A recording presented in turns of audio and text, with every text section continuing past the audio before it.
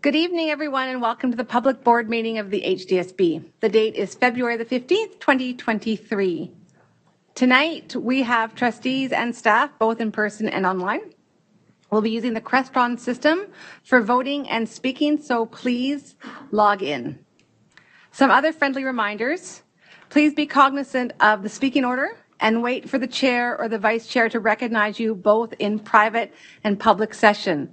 All conversations should be directed through the chair or vice chair.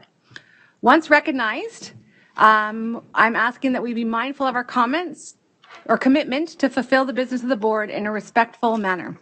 So I'll start with roll call this evening. Trustee Collard. I'm here. Trustee Gray. Here. Trustee Oliver. Good evening. Trustee Rocha. Here. Trustee Diodati sends his regrets. Trustee Ahmed, are you present this evening? Not yet. Trustee Amos. Good evening, everyone. Oh, good evening. Hi, Kelly. Trustee Baxter. Not quite yet. Trustee Daniele. Not yet. Trustee Zhang. Good evening. Oh, wonderful. I didn't even see you snuck in like sneak attack. Director Ennis, can you please let us know staff that are here this evening? Good evening, everyone.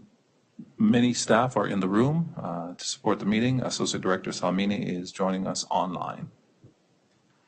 Thank you very much. Trustee Zhang, would you like to make a motion to move into private session this evening? Yes, please. Thank you very much. And Trustee Oliver, would you like to second that motion? Is there any debate? Are there any objections to moving into private session? Seeing none, we are now in private session. Thank you very much.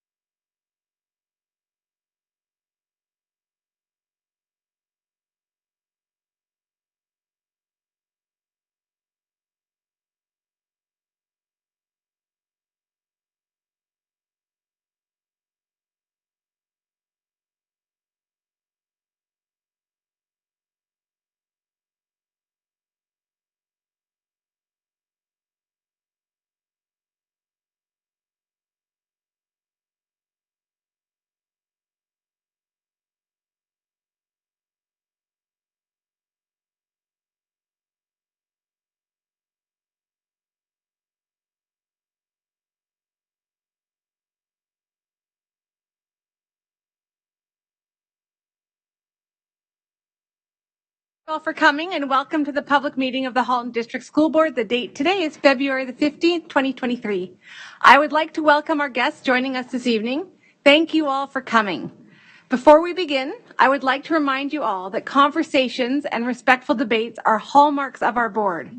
For those at the table, please be mindful of your tone, your language, and of course your timekeeping. For those in the gallery, we welcome you this evening and are so pleased that you are here. Please know that the HDSB is committed to providing a safe, secure, and respectful environment for all. Words or actions that make others feel threatened or demeaned will not be tolerated, and decisive action will be taken to ensure safety and comfort. Although most of us are here this evening, we are able to be flexible in allowing those who are unable to be with us in person to join online. And to that point, we did do roll call prior to private session. 10 trustees are here. Trustee Daniele and Trustee Amos are online, and the rest are here in person. But I would also like to take a moment to acknowledge that our two student trustees, Trustee Wang and Trustee Ruggiero, have also joined us this evening. Good evening. Director Ennis, can you please let us know what staff are here this evening? Thank you, Chair Shuttleworth, and good evening, trustees, and to community members who are here this evening. We have a full complement of staff to support the meeting this evening. Associate Director Salmini is joining us online. Thank you. And again, I'm going to go over it again, just reminding you, school board meetings are important public tools that create transparency and accountability to our local community. As part of a local democracy, our goal is to be as accessible as possible. Our board has been recognized for its meaningful and respectful conversations. That does not preclude us from disagreeing, but remaining respectful in the diverse opinions that we may have. We must abide by the rules. We must continue to create a safe and respectful discourse to guide us through our meeting. Those who cannot be respectful and abide by the agreed upon rules will have to be asked to leave. But my hope is that we make it through this meeting with no disruptions. And to that end, Trustee Ruggiero will be honoring the land this evening. Thank you. Halton, as we know it today, is rich in history and modern traditions of many First Nations and the Métis. From the Anishinaabe to the Attawandaron to the Haudenosaunee and the Métis, these lands surrounding the Great Lakes are steeped in Indigenous history. As we gather today on these treaty lands, we have the responsibility to honor, respect the four directions, land, waters, plants, animals, and ancestors that walk before us, and all the wonderful elements of creation that exist. We would like to acknowledge and thank the Mississaugas of the Credit First Nation for sharing their traditional territory with us. Thank you. Next, we are up to the agenda. Trustee Collard, would you like to move a motion to approve the agenda? Yes, thank you. And Trustee Amos, would you like to second that motion? Yes, I would. Thank you. Thank you very much. Is there any discussion? Are there any objections to approving the agenda? And seeing none, the agenda is approved by unanimous consent. In relation to the agenda this evening, are there any declarations of possible conflict of interest? And again, seeing none, that brings us up to our delegations. First of all, I'm sorry, the student trustee report comes first. Trustee Ruggiero and Wang, do you have a report for us this evening? We do. Great. Take it away. Thank you. Good evening, staff, trustees, students, and community members. We hope you've all been well since the last time Trustee Wang and I spoke. February is not only the start of a new semester, but also the start of student trustee elections in the HDSB.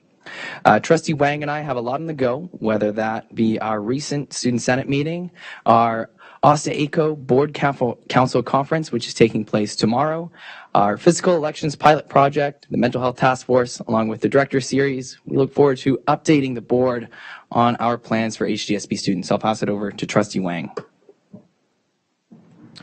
So last Tuesday on February 7th, Student Senate held our February meeting virtually, and our theme for that meeting was Black History Month. So we took the time at the beginning of our elementary and secondary sessions to understand the importance of learning Black Canadian history, highlighting Canadian figures who came from the Black community who impacted Canada's heritage and identity as we know it today, and how we can use this learning year-round. Another large focus of this meeting was gathering feedback from our senators on the bullying reporting system, where we told them about the bullying button on our school websites and asked them about their thoughts on it, including their familiarity with it prior to the meeting, changes to the form that they feel students would like to see, and how we can increase student awareness about this button. We also discussed student voice on the Board Accessibility Committee, highlighting in detail what goes into an Inspire Awards nomination from students, and promoting the upcoming student trustee elections. During our joint session, we passed the mic to our Director of Operations, Sabrina Nadim and Sasha Thomas, to introduce the Halton Youth Leadership Symposium, a student-run conference that Senate runs annually for elementary student leaders across the board. Planning for HYLS is officially underway as our subcommittees have started planning workshops for this year. Our next Senate meeting will be on March 7th, and it will be held in person again at the Milton Education Center. And if any trustees would ever like to join, please let us know. In connection to the February Senate meeting, Trustee Wang and I hosted the first Constitution meeting last Wednesday, which has to do with the Student Senate Constitution, which featured students from across Halton in grades 7 to 12. Last meeting focused on a discussion of incorporating K-5 and K-6 schools in the Student Senate. And there were a wide variety of factors that contributed to our decision, including the workload as a senator, the staff supervision involved with it, the resources we have accessible on Student Senate. But overall, we wanted to make sure and ensure that their involvement was natural, manageable, and ensure their voice was heard. As a committee, we have tentatively decided that junior representatives are members of the Student Senate and will be participating in Student Senate subcommittees and regional subcommittees in the Student Senate. So that will include our K-5 and K-6 schools. So K-5 representation upon Student Senate subcommittees will allow these students to focus on a specific area of the multi-year strategic plan without feeling overwhelmed. And the participation within regional meetings allows these students to contribute to their unique lived experiences going into a K-5 or K-6 school and allow them to contribute to the conversation around regional issues. We look forward to solidifying this Constitution in the upcoming months, but there's much work to be done, and we will continue to update the board on this initiative. So last week, our planning team for the Mental Health Task Force has had the pleasure of meeting staff and students from the York Region District School Board to learn about each other's student mental health structures and how our respective boards incorporate student voice into mental health strategy and services. We learned so much about the considerations and communication that goes along with an initiative like ours and launching a student mental health leadership committee for the first time. And because of the amazing feedback that they were able to give us, we are able to improve on our planning based on what they told us. At the same time, we were also able to give them some insight on how the HDSB structures Student Senate and tries to, incorporate student voice into everything we do. And we were able to share this with members of the York Region President's Council, which is a team of students in the York region who do a lot of great work within their board. On that note, the Mental Health Task Force preliminary team has been formed, and this team will be building the foundation of this task force from things like how membership will work to the goals of this task force in preparation for next year, which is when we hope to officially launch it. Thank you to all students who were interested, and congrats to Shrina Sribalan, Hannah Menhol, Caitlin Ho, Ahmed Siddiqui, Rachel Bresnanan, Sienna Sue, Amna Shaikh, Tiffany Quach, Judy Wang, Ayan Adil, Emerson Ambrose, and Daniel Sia for making it to this preliminary team. With student trustee elections taking place next Thursday and just around the quarter, and an effort to increase awareness and access for students in the HDSB, Trustee Wang and I are launching a pilot project to open physical voting locations at Dr. Frank J. Hayden Secondary School and Oakville Trafalgar High School. With support of municipal election partners, Vice Principals Louisa Botello and Nicole Jarvis, alongside HDSB Manager of Governance and Board Services Jean Corello, physical voting locations will be open on Thursday, February 23rd during school hours for Oakville, Trafalgar, and Hayden students to cast their vote in the student trustee elections. So voting will be taking place in the vocal music room, at Hayden, and at the Oakville Trafalgar Library. Signage and student elections officers will be staffing these locations to support the voting process. Any students interested in voting are asked to silence their technology and refrain from discussing any candidates within the voting stations. Students who will vote will receive a voted sticker once they cast their vote, of course, while quantities last. We would like to thank Communications Officer Francie and her team to support this initiative, specifically with promotions, with such a tight turnaround. We're super excited to see the outcome of this initiative and hopefully launch it to the system next year. And on that note, the 2023 to 2024 student trustee elections take place next Thursday, February 23rd from 8 a.m. to 5:30 p.m. So if you have any students in grades 7 to 12, please let them know. Student voters should know that they will get their voting password and access to candidate speeches the day before on February 22nd. And additionally, an email went out earlier today to all grade 9 to 12 students and parents of grade 7 to 12 students explaining where you can find who your candidates are. The photos, posters, and written response to our question, how are you a leader in your daily life, is available on the Student Senate website. Candidates have been campaigning since last week and had the opportunity to observe our February Senate meeting and will have the opportunity to talk to Oakville and Burlington elections officers tomorrow to get some campaigning advice. Once again, all grades 7 to 12 students can check out who their candidates for this year are at studentsenate.hcsb.ca/elections and on Instagram at HCSB Student Senate. Lastly, Trustee Wang and I are off to Ottawa over the next 4 days to attend the Ontario Student Trustee Association's Board Council Conference. The agenda focuses on a wider range of topics, but specifically, we'll be working with the Public Board Council Cabinet, which is made up of Public Council student trustees, to discuss our goals for the next year. Additionally, Trustee Wang and I, as co-chairs, she's the co-chair of the Ontario Student Voice Awards, and I'm the co-chair of the Equity and Inclusion team, will be running events to engage student trustees on our vision for the upcoming months. Overall, we're thrilled to connect with student trustees from across the province and look forward about updating the board on our learning. And that concludes our student trustee report for tonight. We have lots to look forward to, including seeing next week who next year's student trustees will be, and are happy to take any questions. Thank you so much. Super busy. Does anybody have any questions for our student trustees? Any of the trustees at the table? So I have one. So the 2 physical voting stations are at your schools. So with the speeches, are the speeches coming before the voting stations open or that evening? So it will be the day before voting stations open. So on the 22nd, everybody is going to get a voting password as well as the link to where they can vote. And then on that link, they can find the speeches, and there'll also be a link to the speeches, I believe. And so they can take that evening on the 22nd to look through their candidates, try to understand who they're voting for. And then the next day, voting is open to all grades 7 to 12 students online, but then at Hayden and at OT, we're going to be having physical locations to kind of test out how that is. And do you have to be a student at those schools to use those voting stations? Yes, we'll be checking if you are a student at that school. So, don't travel to those schools to go vote, but yeah. All right. Thank you very much. Seeing no further questions, again, thank you so much for your wonderful report this evening. I look forward to the elections next week, and I'm sure it's sort of bittersweet for the 2 of you, but I'm sure it will be fun. So thank you so much for your report.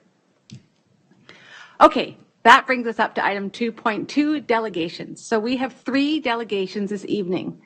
As per our delegation bylaw, up to 6 delegations will be scheduled per meeting, giving consideration to delegations with a variety of perspectives on an issue. Each delegate shall be allowed up to 5 minutes to present their delegation. Following each delegation, the chair will open the floor to trustees for up to 10 minutes of questions of clarification to the delegate or to staff. Trustees may also pose questions arising from the delegations to staff with no time limit imposed. Delegates must refrain from using derogatory language and from making statements that would personally identify individuals, including students, staff, community members, or trustees. Any delegate who fails to adhere to this restriction will be ruled out of order by the chair. I will call a recess, and their presentation shall be immediately terminated. So thank you and welcome. First up, we have Julia Malott, who is, did I pronounce that correctly, or is it Malott? And Julia will be delegating on the interim report on the professionalism policy.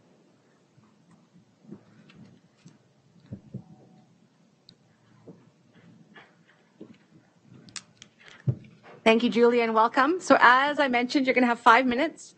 I will be using the timer function on my phone, which I have to get myself organized. I'll give you a signal at the 1 minute mark. Following the delegation, I'll open the floor to the trustees for 10 minutes for questions of clarifications for either you or staff. Do you have any questions? No, I don't think I have any questions. Okay, so just make sure you press the button for the microphone and a red light should come on. You got it? Excellent. You can hear me now? Hello, hello. Hello, okay, give me 1 second and I will tell you when. You have to use your phone to do the timer. They can't buy you one? No, I've got all kinds of different things. The phone is the easiest for me. So begin when you're ready. Thank you. Thank you. In the interest of transparency, I do just want to say to begin with here that this is not the original speech that I wrote. This is a censored version of the speech. I was told that what I originally wrote was unacceptable. I will be abiding by what I told you today and reading what we reviewed earlier. I have provided my original speech to the Toronto Star and to the National Post for them to do with as they would like. Trustees, board administrators, and HDSB community, thank you for receiving my delegation this evening. I am here to share thoughts in response to the professionalism policy that is in development at HDSB. I believe that with such a policy, diverse perspectives are essential, and I stand before you tonight, or in this case sit, to share my perspective as a transgender woman on the importance of such policies in school boards across Ontario. I have many times reviewed policies and procedures that do not adequately facilitate the needs of transgender individuals, and I am hopeful that the enacted policy will be inclusive and fair to all. I believe this is the shared desire of all members of this board. A professionalism policy serves to benefit all staff and students within the HDSB school system. It has been unusual that this board has policies encompassing student professionalism, such as the school dress code, and yet no policy exists for staff and administration. Adults in our schools are the role models for our children, and I would expect staff would present professionalism and decorum that is at least as stringent as that which we enforce upon our students. While I trust that the vast majority of HDSB staff have good judgment as to where appropriate bounds of professionalism lie, it is prudent to have appropriate policies and procedures in place as a precaution. Such precautions protect both staff and students. Transgender women such as myself are especially disadvantaged by poorly written sex-based policies. Historically, professionalism and dress code policies have been used to restrict or impose a particular idea of gender expression upon men and women accordingly. This does not have to be the case, and it is entirely possible to administer a dress code that is inclusive of transgender individuals. Reviewing the existing policy on school dress code for students, this seems like an excellent start for which to base a policy for staff. I am appreciative to HDSB that your school dress code for students takes care to ensure that pupils are empowered to wear attire that they feel expresses their self-identified gender. This certainly is a world away from the dress code that was enforced upon me when I was a student in high school many years ago. It is also akin to the dress code that's been in place at my last 3 workplaces. Men and women hold physiological differences that require clothing of differing dimensions and proportions. The transitioning individual, regardless of where they reside on their journey, will have some combination of male and female characteristics. And as a result, clothing targeted towards men and or women will fit just fine. So long as the dress code does not explicitly require an individual to present in alignment with their birth sex, there should arise no gender expression issue out of standards of professionalism. Some transgender individuals do use silicone breast forms during the early stages of their transition while awaiting the growth of natural breast tissue. I myself used a pair of 34B forms for a 6-month period as I awaited growth from hormones. Breast forms are available in a wide variety of configurations. Those which are designed to emulate natural breast dimensions are sometimes used by trans women and also by individuals who have undergone mastectomies, often due to breast cancer. I hope that only these types of breast forms, which are indistinguishable from natural breast tissue when worn with undergarments and clothing, would be acceptable within your professionalism policy. With respect to that policy, I'd like to highlight the importance of diverse perspectives. This is not my first time delegating in front of a board, and the process to make it in front of you today was not transparent nor inclusive. After completing my delegation request per the governance bylaw, I was advised on Monday that in order to be considered, I must provide a full written transcript of my speech, and further that the contents of this transcript would be the deciding factor in whether or not I had a right to present. This is in contravention of HDSB Governance Policy M190096. In order to make it in front of you all today, I was required to remove a portion of my speech that was deemed unacceptable by the chair. This is about as far from an open discourse as one can get. I hear the concerns. I hear the concerns from administration about the contentiousness of transgender matters. The tension is not just at HDSB. On Monday, I was a presenter at WRDSB, and I watched as another delegate who's with us today was interrupted by a member of the gallery who decided to yell transphobia over her presentation. This happened 3 times before the gallery member was finally removed. Democracy is messy, but isn't that the whole point of these meetings? To hear diverse perspectives and find solutions that work for all stakeholders?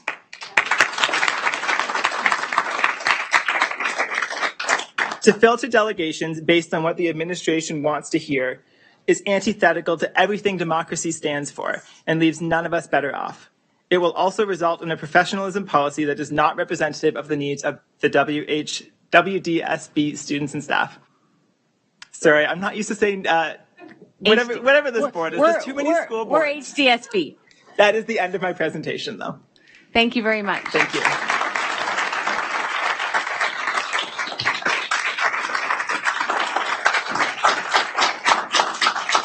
Thank you.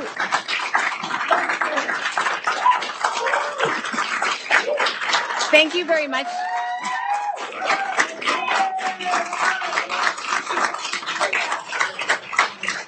Thank you very much, Julia. Do you mind if I call you Julia? Yes, please do. Yes, thank you very much, Julia, for delegating to us. I just want to come back to the point regarding having to submit your presentation ahead of time, just due to the sensitive nature. And as I said to you, we are trying to ensure that we want to ensure that all the voices of the community are heard. That's what we want. We want to be able to hear your voices.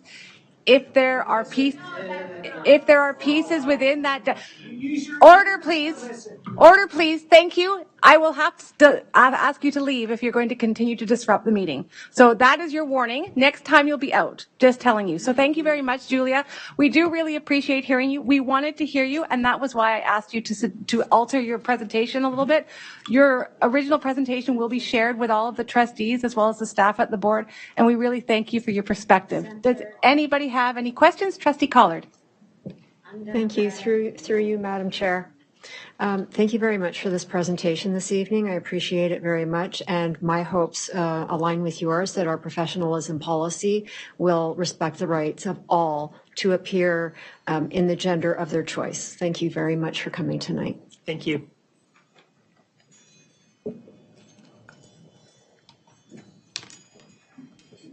Are there any further questions? Trustee or Vice Chair Rocha. Yeah, thank you, Julia, for coming tonight and presenting your delegation. I appreciate your honesty, your candor, and when I read through your delegation, it spoke volumes to me. So I do appreciate you sharing it, and having shared it with the Toronto Star, I am A-okay with it because there's nothing in there that I think as a board we want to censor, but just because of some proceedings we had to. But it is available to the public, as Julia mentioned, so you can read it. But I do really appreciate your honesty and candor and having come here to speak tonight. Thank you. Thank you for having me. Undemocratic censorship. Thank you so much, Julia. I see no further questions. Again, we really do all appreciate hearing from you tonight, so thank you so much for coming and sharing your voice. Thank you. This will come up, just so you're aware, so where this comes up later on in the agenda, the item that you delegated to will come under item 5.4.1 in the director's report. So that's not for a little while, but that was where it will come up in the agenda. So thank you so much. Wonderful.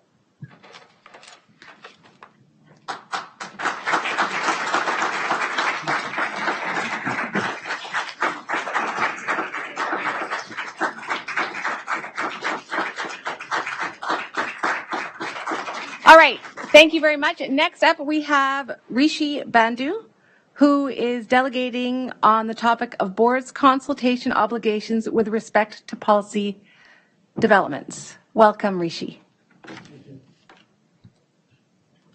do appreciate the opportunity. And I'll just remind you quickly, first of all, you have to put your mic, when you talk, there's a little red light come on that will know that you are being recorded, or we can amplify your voice. Again, reminding you 5 minutes that you have. Please be mindful of the language that you use, the topics that you cover.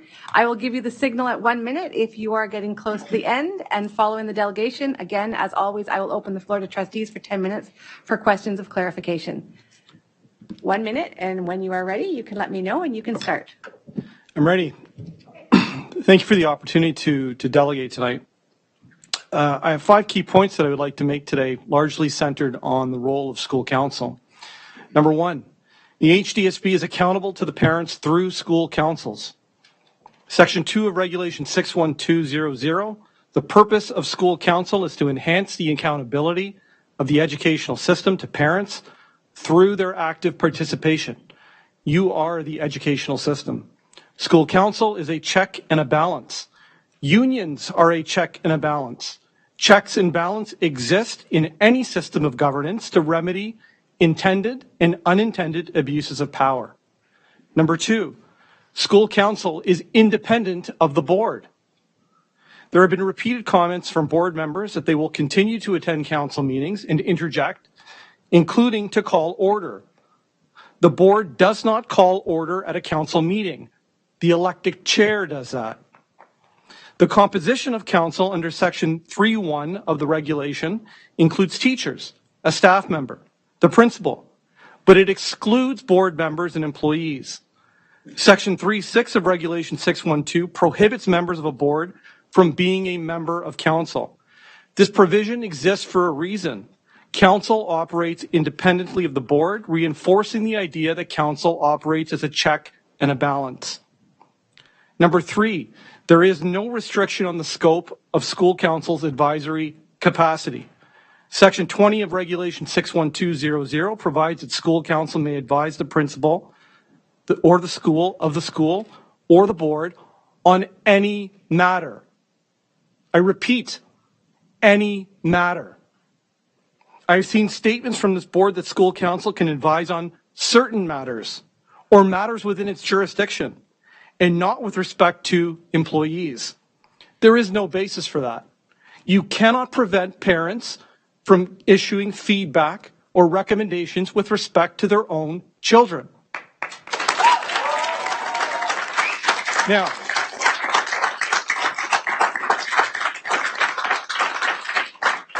I will note, and I've said this before, and I would like to be heard on this, boards do not have to accept council's recommendations. Councils cannot dictate the board's decision-making. You are the employer. But it can and should influence the board so that the interests of children are kept at the forefront of decision-making. Number 4, the HDSB is obliged to ensure that school council members are democratically elected. Section 170(1)17.1 of the Act requires boards to establish council in accordance with the regulations. Section 4.4 of the regulation requires an election in accordance with bylaws. There is a constitution that exists at Oakville Trafalgar High School that was never disclosed to us despite our requests. That constitution requires an election prior to the election of chairs by the council itself. In the case of OT, voting members were not elected, they were acclaimed. Chairs were acclaimed before the voting members were acclaimed. This is improper. Chairs are to be elected by the voting members. A system that appoints its executives first and then the voting members breeds autocracy. In the case of OT, we in fact have an elected executive body that is not reflective of the wishes of the parents. The board has not established school council in accordance with the Act. This must change going forward. It's not an answer that we disregard the law and establish council in the most expedient manner if there are insufficient candidates for council. If there are not enough parents stepping up, the board needs to do more to discharge its statutory obligation. You have the resources and tools, use them. This professionalism policy was unnecessary.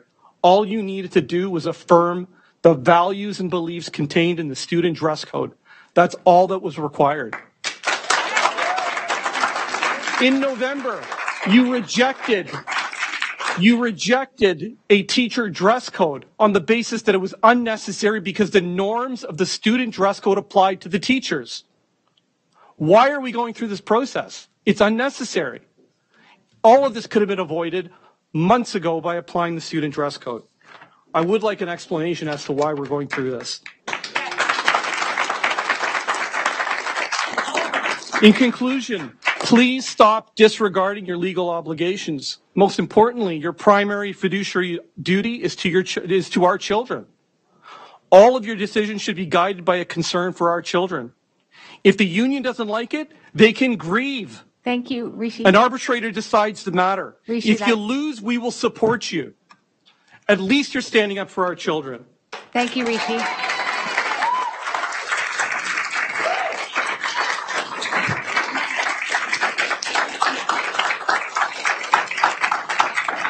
So, thank you.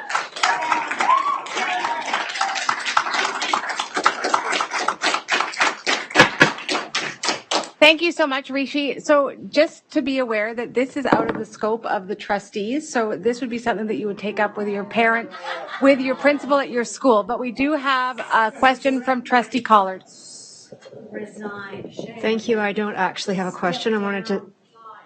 So, all right, I'm going to call a recess, and I'm going to ask some of the people to leave the room. Thank you. Thank you. Kevin, I've called a recess. I don't know if you heard me. Thank you.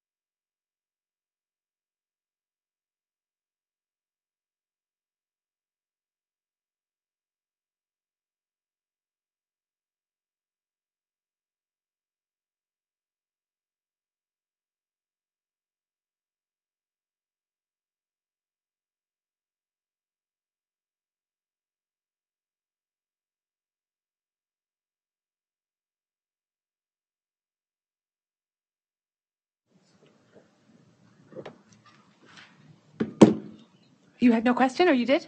Yes. Trustee Collard. Thank you. I wanted to thank you for your delegation.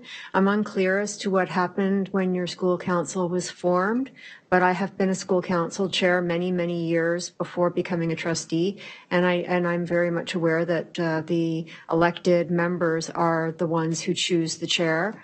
So I'm sorry to hear that that didn't happen in your case. I don't know what happened at your school, but that is not what normally would happen at a school. And I've been involved in many, many schools during my tenure as a trustee, and I've never heard of that happening before. So this is an anomaly, and I'm sorry that that happened. Thank you. Vice Chair Rocha. Thank you, Rishi. You came here this evening to talk about school council, and I know you used the word board in your delegation. In this room right now, there are two boards. There's the Board of Trustees, and there's the HDSB board. When it comes to school councils, it is outside of our purview as the Board of Trustees. So what you delegated on does fall within the operations side of the board. So what I can tell you is, as trustees, we're not able to comment on all of the statutes that you provided from the Ed Act, but we are surrounded by superintendents in this room who do have portfolios of schools, who are very familiar with their school councils. So my recommendation would be to work with your principal and with your superintendent to iron out these issues.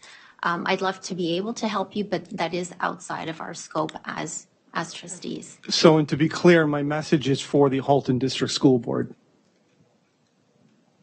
Thank you. Okay. Yeah. We haven't been heard. We haven't been heard. We haven't been heard by the principal. We haven't been heard by the superintendent. So we are availing ourselves of every opportunity we can to make our point.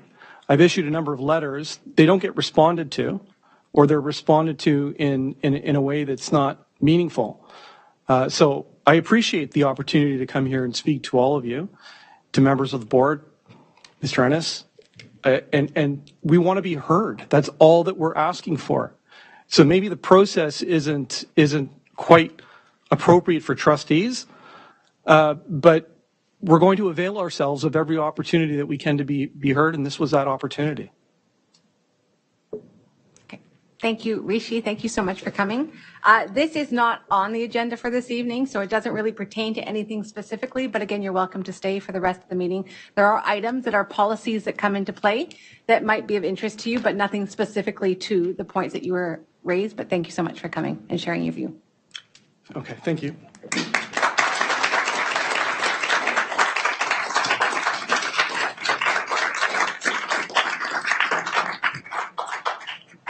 Okay, next up we have Al Saplis, who is speaking on the Health and Safety Policy, Board Report number 23019. Welcome, Al. Hi. How are you? Good, thanks. I'm just trying to figure out where... Okay, so there's a button. If you look at the microphone, there should be a button underneath, and you'll know it's turned on because a little red light comes on. I think... Oh, does he have a microphone on that side too? I can't There see. we go. Perfect. Okay, so as with everybody else, you have 5 minutes. I will be timing you on my phone. I will do a little one when you're getting close to your time, but I don't think you'll get there. So thank you very much. Whenever you're ready to go. Great, thank you. And thank you to the previous speakers. Very impressive and thought-provoking. Good evening, and thank you for the opportunity to delegate this evening. My name is Al Saplis. I am a parent of a current HDSB student, and I have been a volunteer sports coach several times at the HDSB. I would like to comment on the Health and Safety Policy, Board Report 23019, that is being discussed this evening. I very much agree with the current proposed policy. Who wouldn't? Health and safety, and the policy statement, with particular emphasis on the last line reading. It is incumbent on all levels of management to consider health and safety in every activity.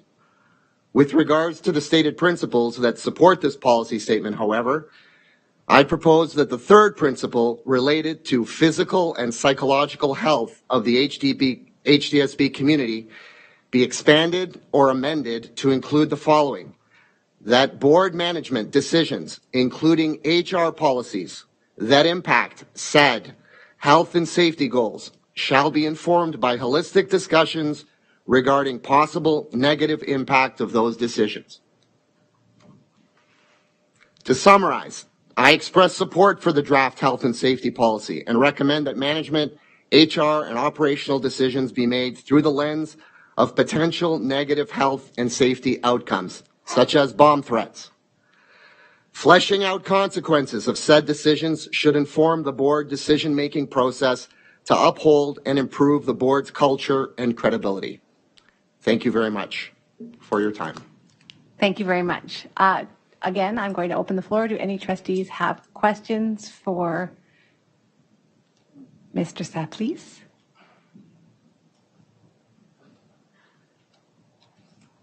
Vice Chair Rocha. Hi. Hi. Thank you for sharing your thoughts this evening. I too support the health and safety policy. I'm trying to reread what it is you want us to consider for the health and policy. So if I heard you correctly, you want us to consider adding that board management decisions, including HR policies that impact said health and safety goals, shall be informed by holistic discussions regarding possible negative impact of these decisions. Correct. Okay. All right.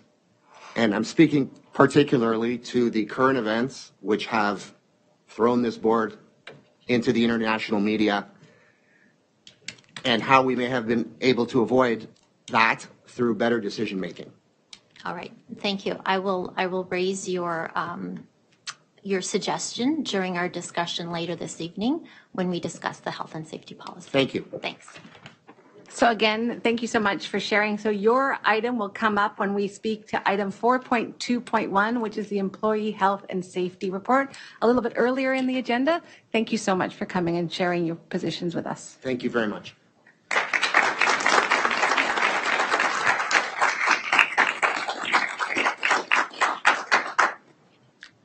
All right. Thank you very much to all our delegates this evening. Again, as always, we appreciate hearing the voices of the community to help inform how we move forward as a board. We're now up to presentations, and we have one presentation this evening, the Student Census Update. And Manager Bishela is going to present for us this evening. Thank you very much, and good evening. My name is Rosanna Bishela. I'm the manager of Research and Accountability Department, and I'm here today to provide an update on the additional analyses that were conducted on the student census data. As a reminder, the student census was conducted in 2021, and I have been here before reporting on the identities of our student body and disaggregations in terms of school experiences and belonging. Today, I'm reporting on academic achievement, looking at elementary and secondary achievement of our students, disaggregated by a number of identity characteristics. As a quick reminder, the student census aligns with our HDSB multi-year plan with the various pillars that speak to equity, inclusion, and human rights, and in particular, our Indigenous framework. It also aligns with our Ontario's Education Equity Action Plan, and it was actually a mandate from the Equity Secretariat. And it aligns with the Ontario's Anti-Racism Data Standards and the Anti-Racism Act, which was published in 2017. So all public sector organizations are mandated by their respective governing body to gather identity-based data and then to analyze the data to identify patterns of disparities and disproportionalities in the communities that they serve. So this is just a very quick slide to demonstrate the formula that it used to calculate the disparity indices. So we look at the percentage of students from a particular group in a particular outcome or program, and that is divided by the percentage of students from that group in the overall population of the HDSB student body. And from a human rights and equity perspective, and as well as guidelines given to us by the Anti-Racism Directorate, equity is defined by parity. So here we would be looking at a disproportionality index of 1. Anything above 1 is deemed a disproportionality. So starting with elementary academic achievement, here we're looking at who the students are that are achieving below a level 3. And we have, these are report card grades in language, math, and science. And we have the various racial categories given to us by the Anti-Racism Directorate. So again, public sector organizations were mandated to use those categories. Any bar above the green line would represent a disproportionality in achieving below level 3, so essentially not meeting the standard. And as one can see across the language, math, and science, unfortunately, we are not seeing all bars added above the green line. There are some bars that are quite high.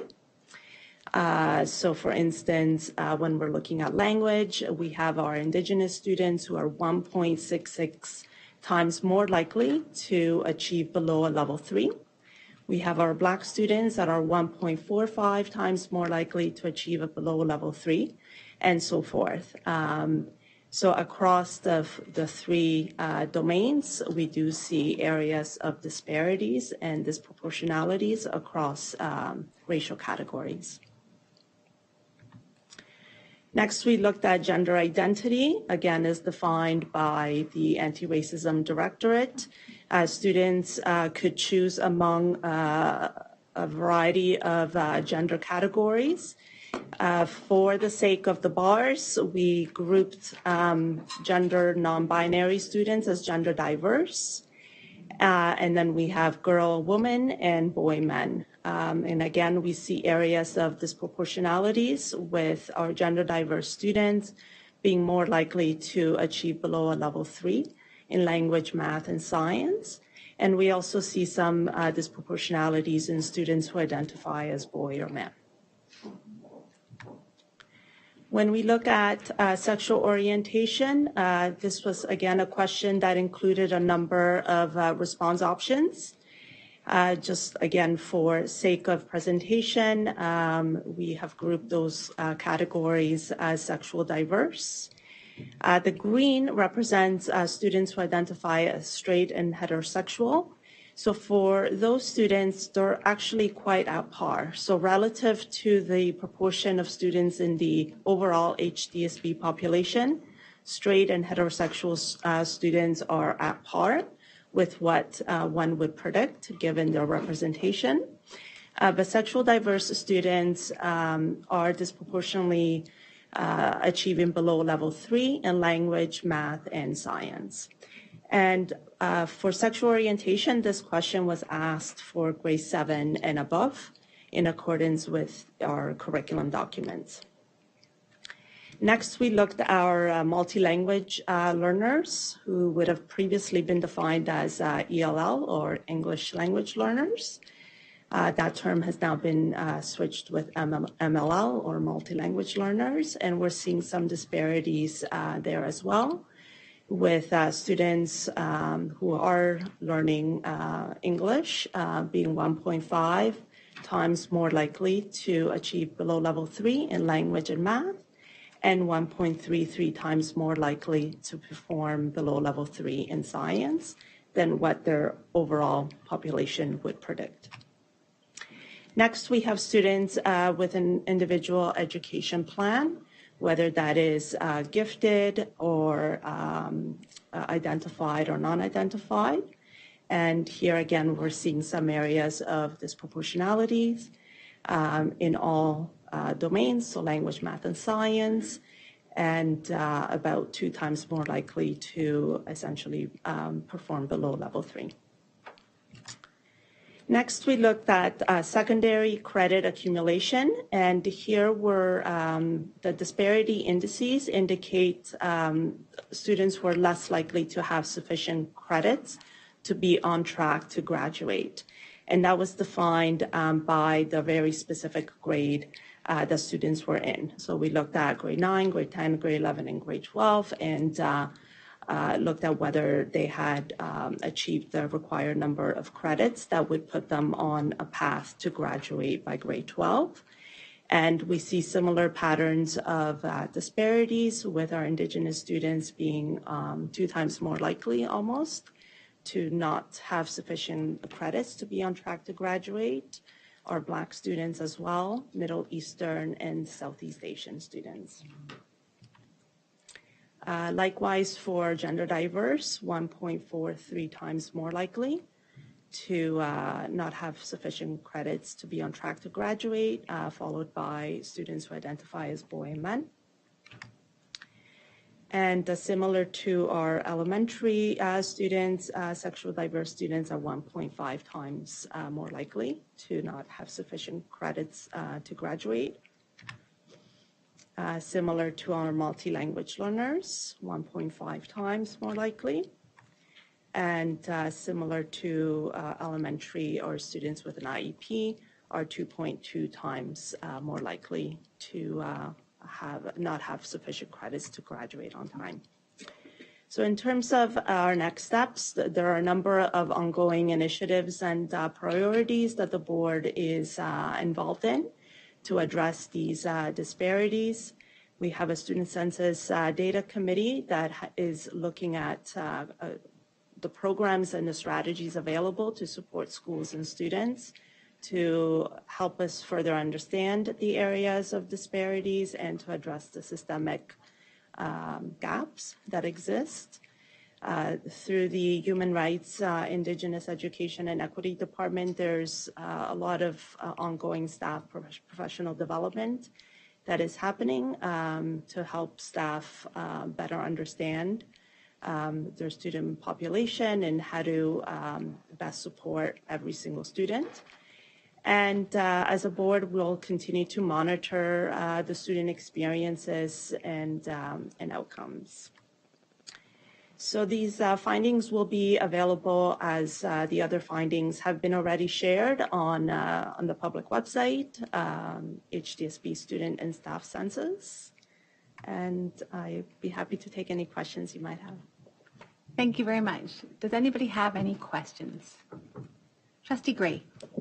Thank you very much for your report tonight. I just wonder if you could speak to if this is baseline data. In other words, have we collected this data in any other year, and have we got any comparative data to look at? So the HDSB, not unlike other school boards, have not collected race-based and identity-based data prior to the 2021 year.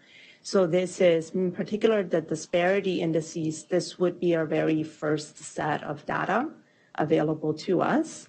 However, I will say that having looked at other school boards that have already collected this data, in particular the Toronto District School Board, there are similar patterns of disparities that come up. And it speaks to a larger societal issue and societal patterns that we see with those communities, unfortunately. And it speaks to, this is why we have an anti-Black racism strategy in the province. And this is why we have the centering of gender diverse and the 2S LGBTQ plus voices, because there are systemic issues that disproportionately impact those communities. So we are in a position now through the mandate of the equity strategy and the ARD to be able to gather this data on an ongoing basis. And it will be something that the board, like other school boards, will continue to do to monitor the impact of the various work that has been done. Thank you very much. Seeing no further questions, I'd like to thank you for your report. Thank you so much for coming this evening. Thank you very much for having me. Oh, we don't usually clap, but thank you. All right, we are now up to items under section 3, which is our consent agenda. And under there, we have for approval the Halton District School Board minutes of February the 1st, 2023, as well as the receipt of information items, including the order paper and the administrative procedures updates. So I'll put the motion on the floor. Be it resolved that the Halton District School Board approve the consent agenda items and receive the information for February the 1st, 2023. Trustee Baxter, would you like to put a motion on the floor to deal with the consent agenda? Yes, I would. Thank you. And Trustee Ahmed, would you like to second that motion? I second that. Thank you.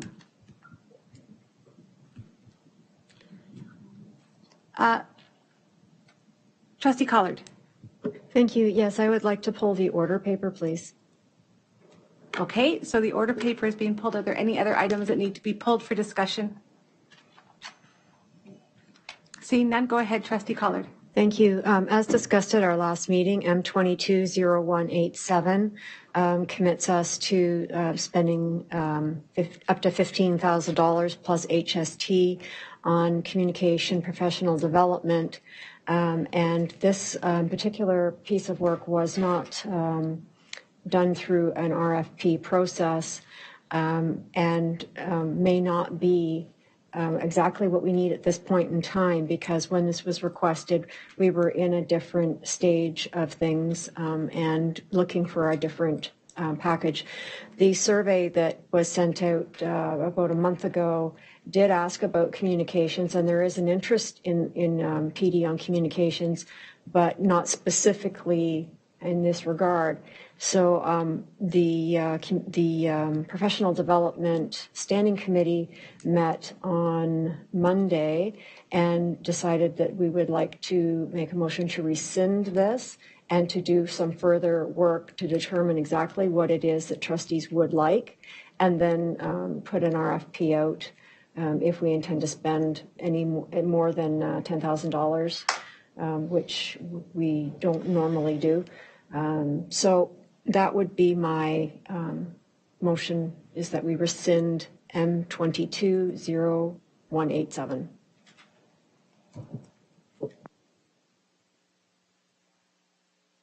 All right, that motion is on the floor. Trustee Amos? I know we need a seconder for that motion. This is not about that. Okay, so just 1 second then. Trustee Rocha, sorry, Vice Chair. I'll second that motion. Okay. So, Trustee Amos, is it all right if we deal with the motion on the floor before coming to you? Yes, please. Okay, so the motion's on the floor and seconded. Do we have any discussion or debate around this motion to rescind M22, let me see if I've got it right, -0187? Woohoo. Vice Chair Rocha. Yeah, I've seconded the motion, but if I hadn't seconded it, I would, I'm in full support of rescinding that motion this evening.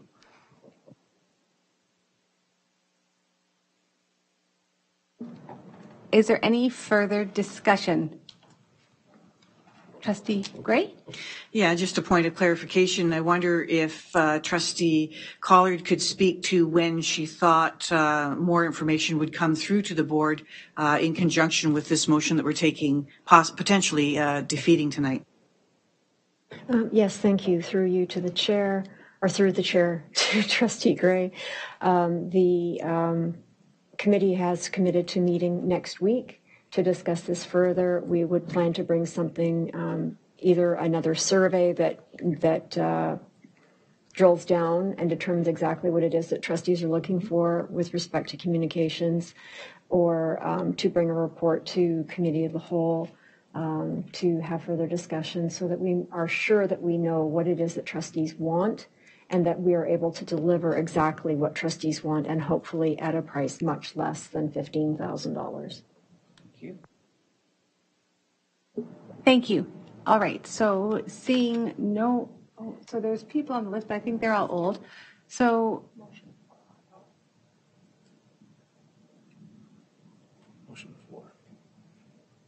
Okay, there we go. We have it. So seeing no further names on the floor, if everybody can take a look at their question and hopefully cast their votes on rescinding motion M22-0187.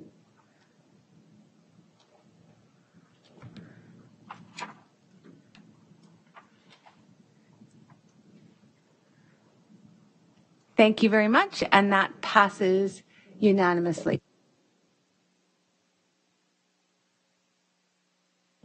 So I think we're back to Trustee Amos now. Thank you.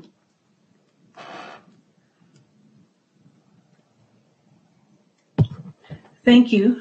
Through you, of the April.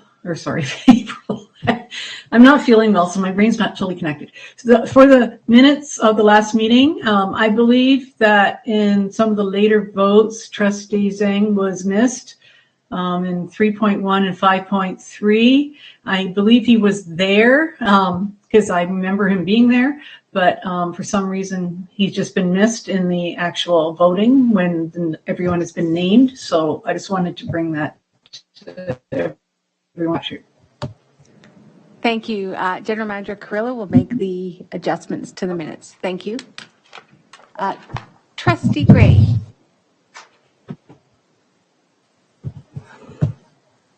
Yes, I had already spoken. Thank you. All right, thank you so much. So seeing no further speakers,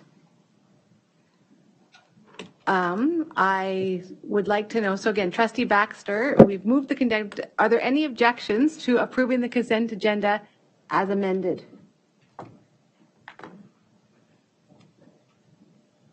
Seeing none, the consent agenda is approved by unanimous consent. So that brings us up to item 4.0, ratification action items for this evening. We're starting off with ratification of business transacted in private session. Vice Chair Rocha, do we have any business from private session that needs to be approved this evening?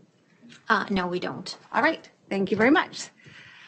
That brings us up to action items for February the 15th, 2023, and we'll start off with the Employee Health and Safety Policy Report number 23019. Superintendent Taha, I will pass the floor over to you. Good evening, Madam Chair, trustees, senior team. Thank you for having us on the agenda. Before you is a recommendation that the HDSB approve the Health and Safety Policy. The policy has been renamed from Employee Health and Safety to Health and Safety Policy.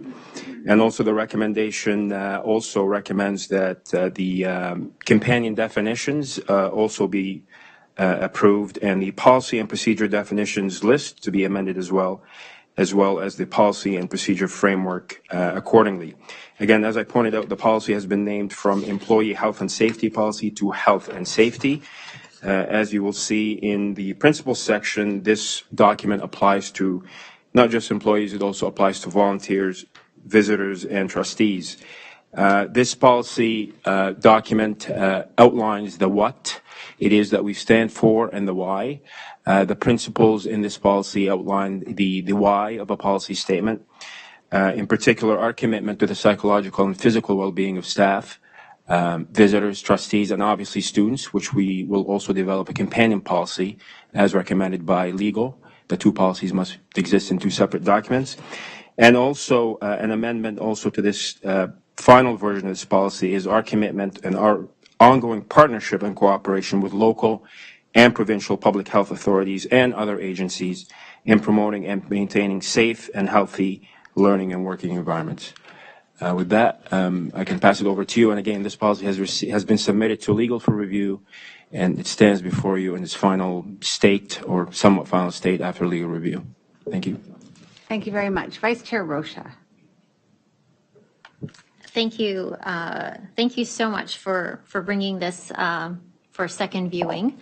And I truly appreciate you capturing our partnership with our public health authorities, because when we first made this motion, it was to ensure that the public knew that we had a partnership with public health, and it's now captured. So thank you for that.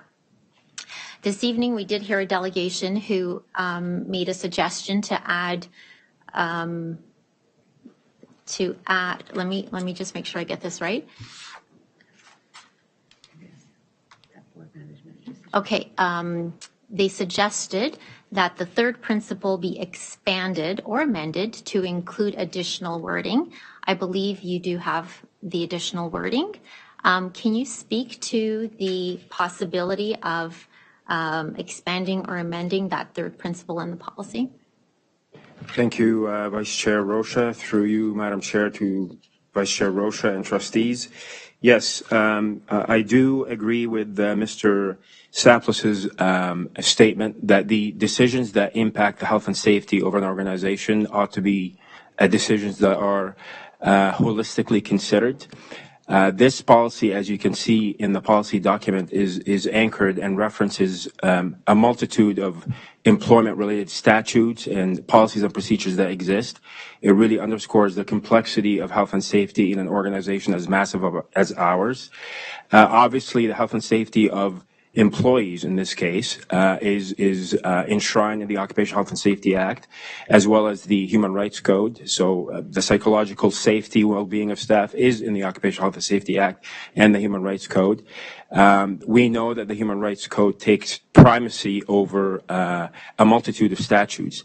All this to say that when considering decisions in relation to any health and safety matter in this organization, a calculus and adjudication ought to happen holistically that considers the interests of everyone. But it's not an either-or proposition that one action must be taken to the exclusion of other actions. So in any event that this board is facing threats to its property, to its people, the consideration ought to be how do we prevent the threats, how do you mitigate those threats, and how do we ensure that our obligations that are enshrined in the Occupational Health and Safety Act and the Human Rights Code are upheld. It's, again, not an either-or proposition, but I do agree wholeheartly that the decision ought to be a comprehensive one, a disciplined and a well-thought-out one. Having those words in the policy does not in any way not having those words in the policy does not in any way absolves us from having to consider holistically the impact of the decisions that we make on all of our committee members. So with that, I would say how we do things, how we operationalize things are still existing in the Occupational Health and Safety Act and the Human Rights Code, and there's no need to include those words specifically in this policy.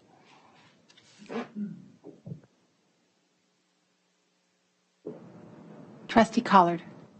Thank you. Through you, I want to expand upon Vice Chair Rocha's question. Is there any reason not to have those words in the policy? You said there's no reason to have them. Is there any reason not to have them? Through you, Chair Shuttleworth, to Trustee Collard. The words that are being proposed are operational in nature. It's the how we uphold the what and the why.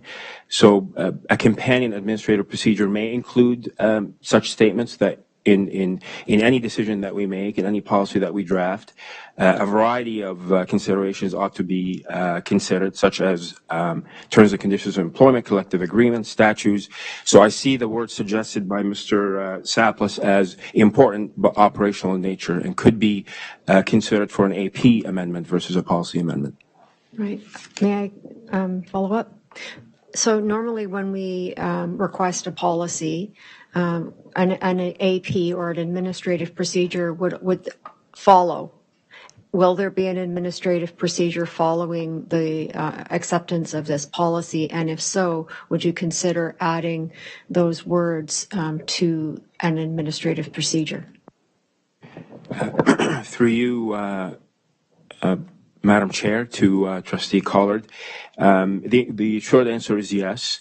One of the, unorthodox things about this policy is it came through, the pandemic experience. So the policy is a public affirmation of the commitment of the HDSB to psychological health and safety, to physical health and safety.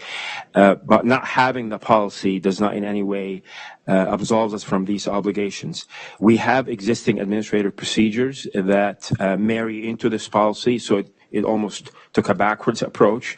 Nonetheless, it's a good thing. In any event, the APs that exist, we can certainly review them and see where this amendment that Mr. Saplis has proposed would fall into appropriately in a particular AP. Thank you. I would welcome that amendment to our APs. Thank you. Seeing no further questions, thank you so much, Superintendent Taha, for your presentation. We appreciate you listening and also considering how you will move forward in looking at the procedure as well as the policy. So thank you so much.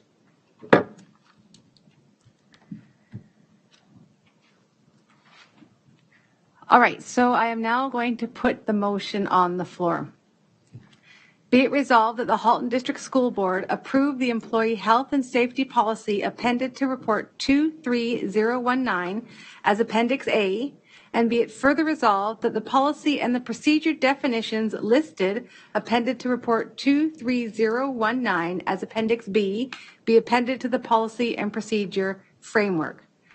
Vice Chair Rocha, would you like to make this motion? Most definitely. And Trustee Collard, would you like to second that motion? Yes, thank you. Are there any questions or debates?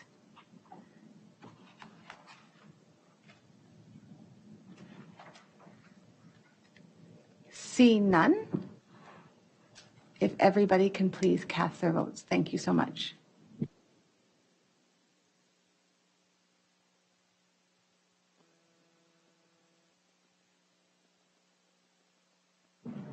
Thank you very much, everyone, and that passes unanimously. All right, that brings us up to item 4.2.2, accepting trustee resignations for Burlington Wards 1 and 2, report number 23033, and that is by myself and Trustee Rocha. And as I have the gavel, can I just pass it over to you to present it, Trustee Rocha? Thank you very much. Yep.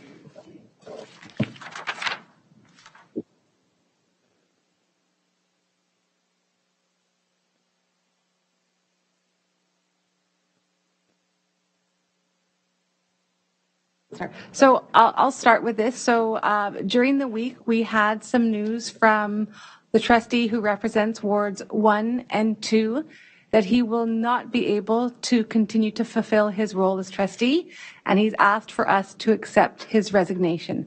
So I will now have, actually I can read the motion. So, and then I can read it because I've got it here.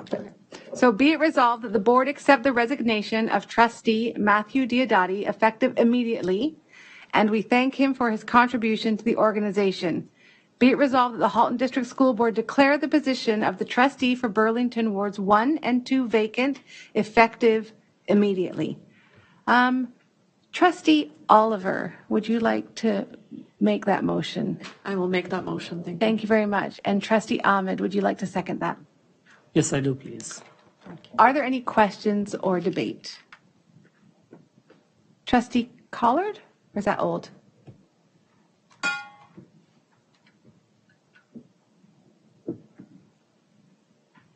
All right, seeing none.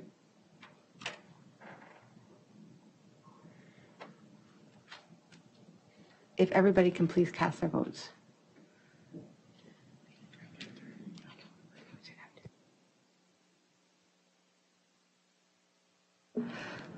Wonderful, thank you very much, and that passes unanimously. So that now brings us up to, sorry, I passed it over, you didn't even need to do anything. So up to item 4.2.3, which is the options for filling the trustee vacancy from report 23034. So Director Ennis, can I pass it over to you for you to outline sort of our ways forward? Thank you very much. Thank you so much, Chair Shuttleworth, through you to the Board of Trustees. Before you are two options in filling this vacancy. According to report 23034, the first option is an appointment, and this appointment process involves the Board of Trustees selecting and appointing a trustee from a pool of qualified applicants. Qualifications are described in the Education Act under Section 219. We must complete an appointment process within 90 days from the declaring of vacancy.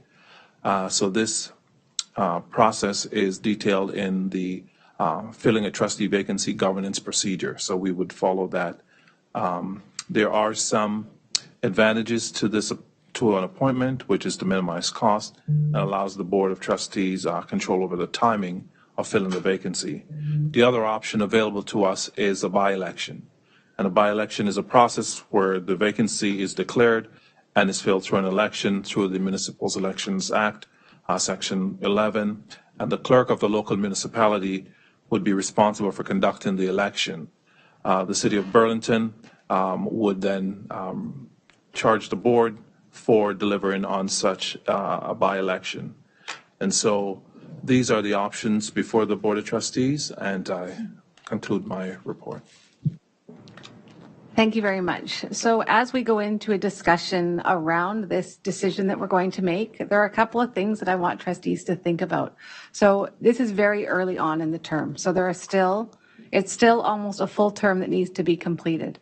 So when you're looking at the choice between an appointment or a by-election, we really do need to consider the length of time that this trustee will need to be in office for. So that was just something that I wanted to bring to people's attention before we go to discussion. And we have a number of speakers on the list, and I'll start with Trustee Amos.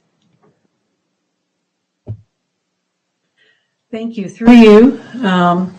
I personally believe that we should go the municipal election route.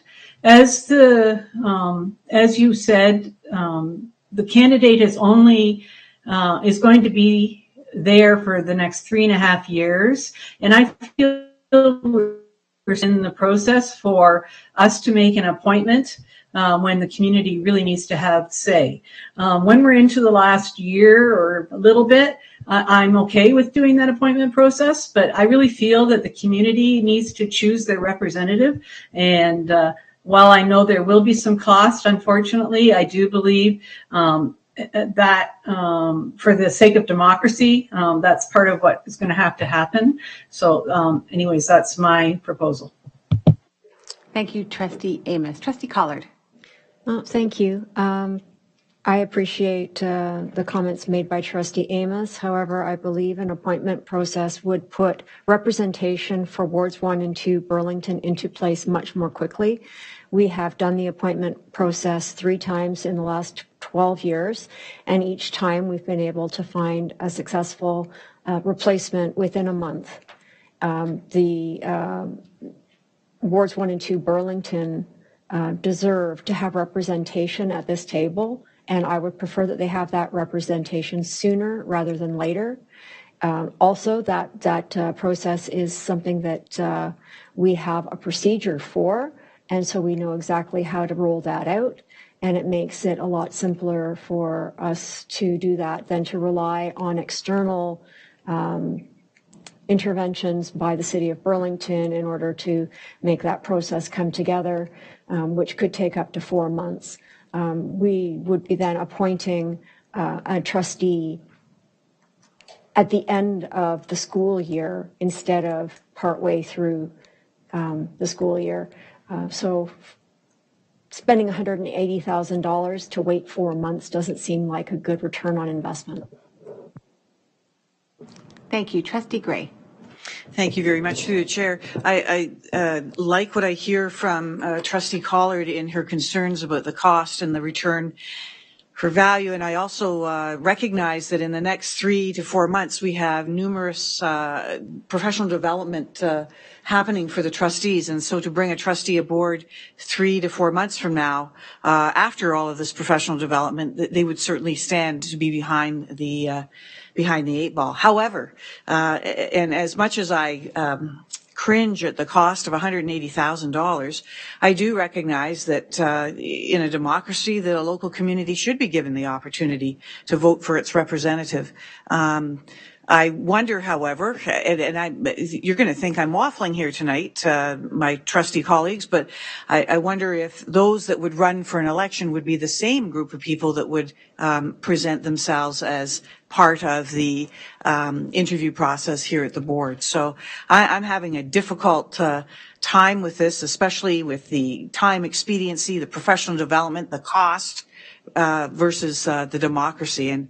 And so we've got to have all of those in our consideration tonight. Thank you. Thank you. And I think Trustee Gray, you bring up that dilemma, right? So we have democracy and cost, or expediency and no cost. So I look at, just quickly before I go on with the speakers list, at the timelines. So for the appointment, it is a timeline of 90 calendar days or less. And the timeline for a by-election is a minimum of 75 days and a maximum of 105 days. So those are just 2 points that I wanted to bring to the front. So Trustee Daniele. Thank you very much. I appreciate all that has been said.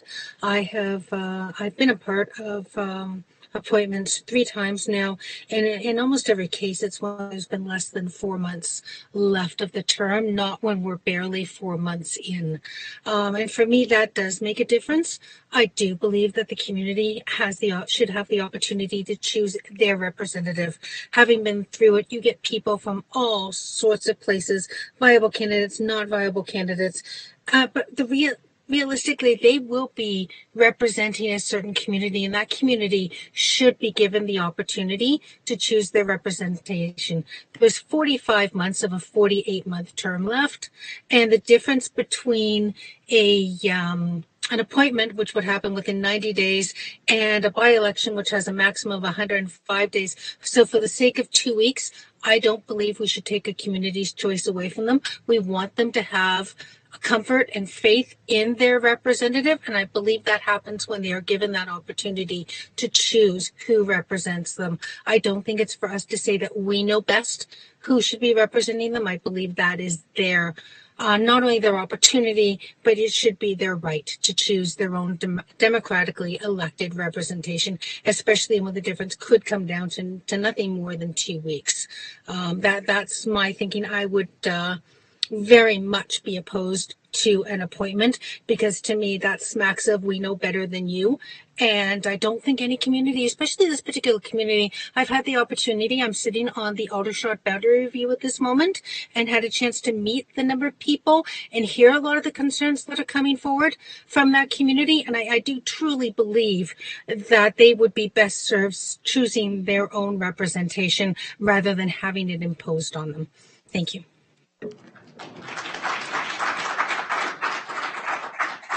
Thank you, Trustee Daniele. First time speaker, Vice Chair Rocha. I'm struggling because I see the pros and cons from both sides.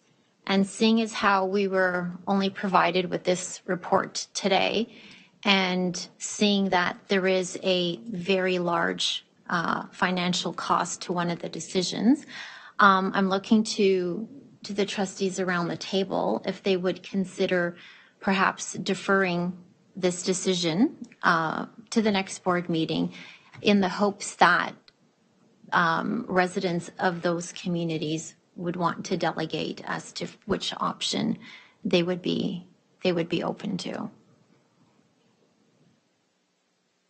So is that a motion on the floor? Not yet. Not yet. Okay, so we'll listen to some other speakers. Trustee Zhang. Thank you. Through the chair, I believe there are around 3.5 terms left. So for the local voters of local residents, I believe they deserve a good representative to know the writing to ward. And actually, during the election, this is a good opportunity for the candidates to know local issues like the schools. And because now the school board, we already have a lot of meetings. And for example, the boundary review, and the candidate also can participate those meetings and to know what is the policy about this local ward, the local schools. And I believe this is election time is a good onboarding process. So my personal view is we need to have a by-election. Thank you.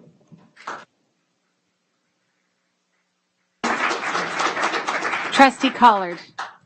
Thank you. Trustee Daniele raised a very good point. There is a boundary review happening right now in wards 1 and 2 of Burlington, and there's no trustee representing them. Just because we have to fill the position within 90 days for an appointment doesn't mean we have to take 90 days. We could have that position filled within 30 days, as we have done in the past. This is not something that needs to take 30 days, or 90 days. That's the maximum amount of time we are allowed. Whereas for a by-election, it's going to take between 75 and 105 days. So we're not talking a difference of just 2 weeks. Right now, that community is going through a boundary review. How can we have a boundary review happen in a community that has no representation? To me, that is far more undemocratic than using the appointment process over the by-election process. Thank you. Trustee Ahmed. Through you, Chair Shalwa. In my opinion, I think when we weigh both the options, it's clear that the disadvantages of appointment are clear, because when we appoint somebody, the local community is not involved, not at all. And the option 2 is much suited, because then the local community can actually pick up their candidate and they can vote for that candidate that they choose. So going for the election and the cost involved, there are always costs involved for various actions. So letting the community choose their own representative is, in my opinion, is a better option. Thank you. Trustee Baxter. Oh, no, sorry, Trustee Ruggiero. Thank you, through the chair. I do believe it's particularly important with this boundary review happening in Aldershot when we think about the students that are attending that school, that their representation is considered. And I do believe that waiting for an election and having the parents of the students in that community be able to vote for an elected official that represents them is very critical, especially in the process that, thousands of students will be affected by this review. So I'm very much in favor of having a democratically elected process because of the impact of students, and I do believe it's very important that we have a member and a trustee in wards 1 and 2 that are elected by the parents of the student in that community. Thank you. Trustee Baxter. Thank you. I would agree with my colleagues. I think in the interest of democracy, we were all placed here by the residents of the areas that we represent, and I think it's important to give that ability to the residents of wards 1 and 2 in Burlington as well. Thank you. Trustee Oliver. Thank you. I would also be supportive of democratic process.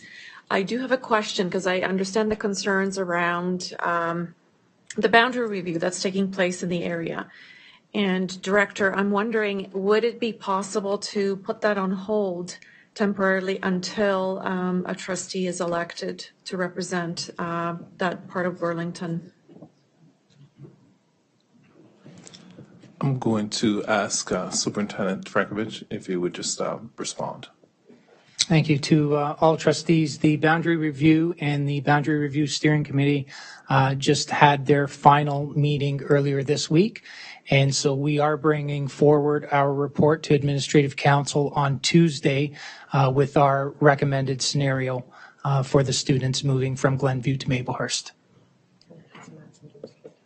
So Superintendent Frankovich, can I ask a follow-up on that? So I know one of the concerns that was had out here was that there wasn't representation, but can I check, was Trustee Diodati able to be involved with that boundary review?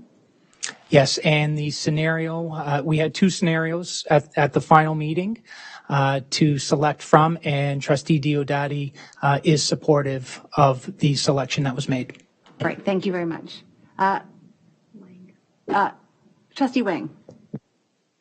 Obviously, I can't really speak to cost and efficiency. I haven't, taken any business classes in high school. But just looking at it from a more long-term perspective, I think that's what's really important because, as you guys have mentioned, 3.5 years, that's a very long time. And through planning for student trustee elections, I've come to understand how important it is for people to be elected by, the people that they're going to represent, because that's really the basis of trust. And that's the reason why a lot of community members and people that, being a member of this school board. And so I would believe that in order for that kind of long-term trust to kind of prioritize that more over kind of like short-term consequences, because, 3.5 years is a very long time. And I'd rather have that relationship between that trustee and the community be built on trust and not on anything less than that.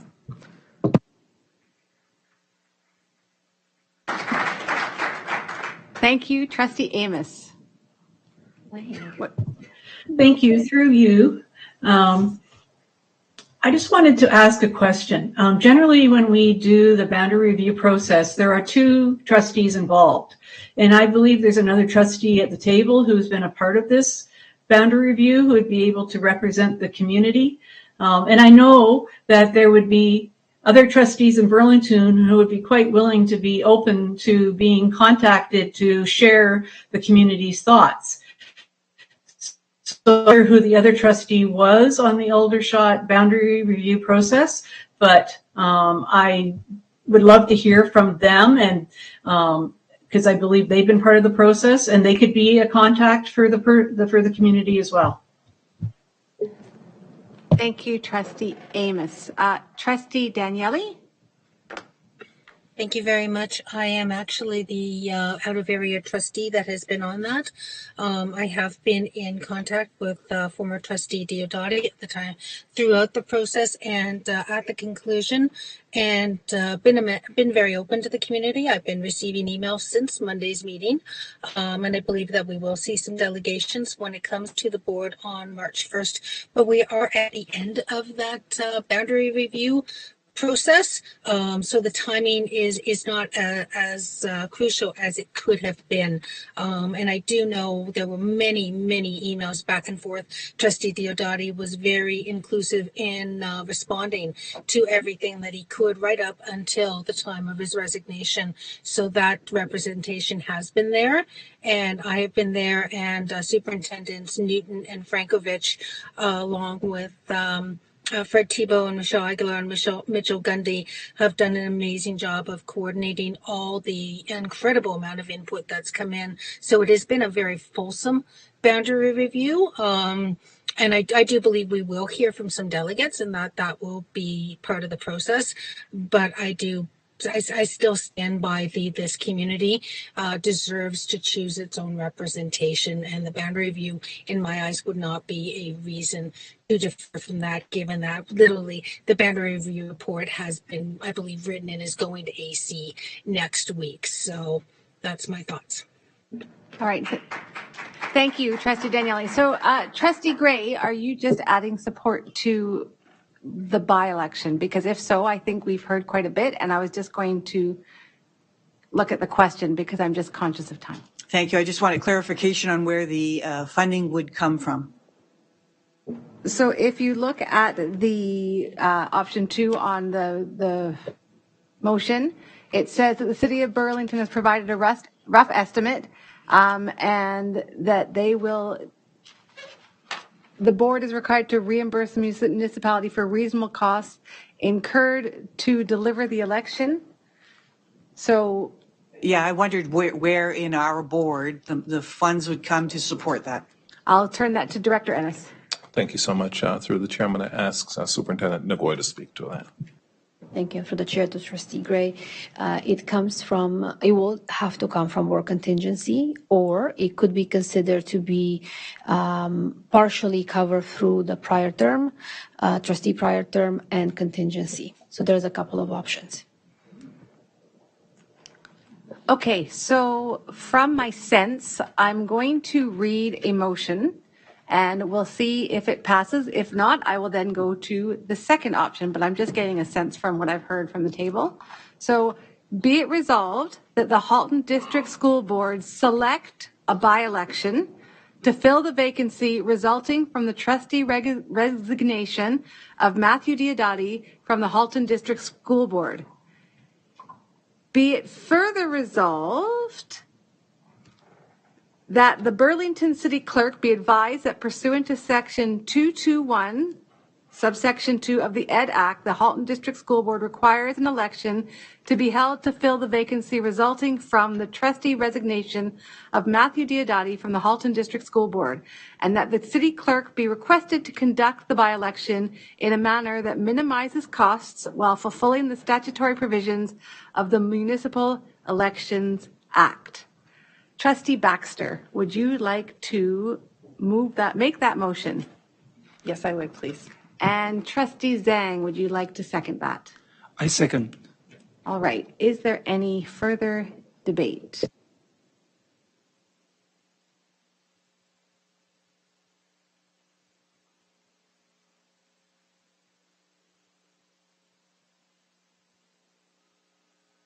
All right. Seeing none, if you can go to your voting machines and cast your vote looking at option 2, which is the by-election.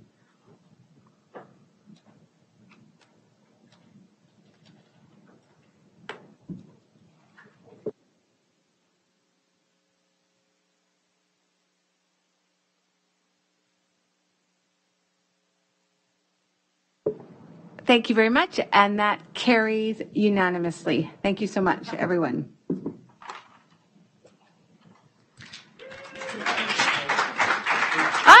I don't know that I've ever been to a board meeting that has so much clapping. Okay, so now we are up to Item 4.2.4, Notification Protocol Ad Hoc Committee, report number 230029, and that is me.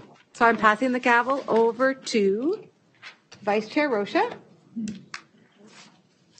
And what this is in regards to is, if you recall, at our last committee of the whole, we spoke about the protocols that are in place when important events happen at schools and trying to ensure that there is a procedure in place to invite, for lack of a better word, local dignitaries to ensure that they're coming to the event. And we're hoping that in return, that other levels of government will look to the protocols that we put in place in determining the invitations as to who will be coming, who will be speaking, who will be in photo ops, and look to their own procedures and policies to maybe put some in place within their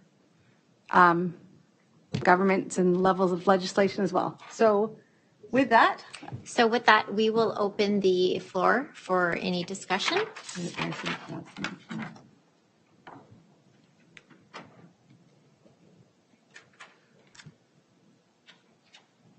Trustee Ahmed.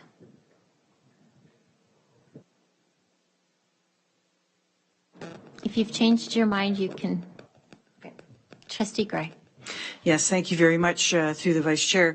I just want to make a comment that I find that this resolution or this recommendation that we have before us tonight could add greatly to the building bridges among our municipal leaders and MPPs provincially, and also our school board.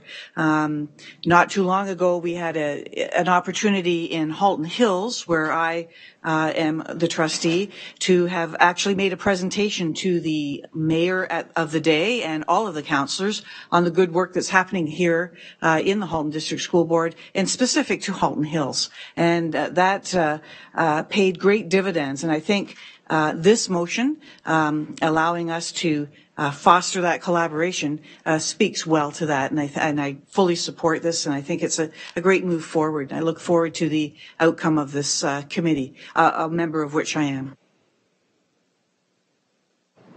All right, seeing no further speakers, I will read the motion.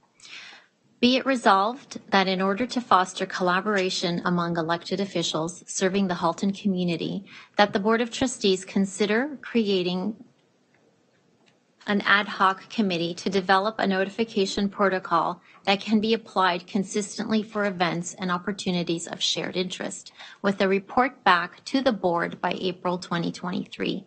And be it further resolved that the Halton District School Board approve the terms of reference for the Notifications Protocol Ad Hoc Committee as appended to Report 23029.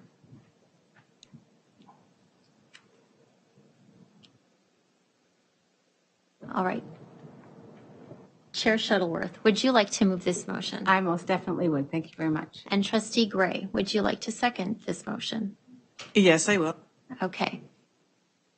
Is there any other discussion? Okay, seeing none, if you can go on to Crestron and cast your vote.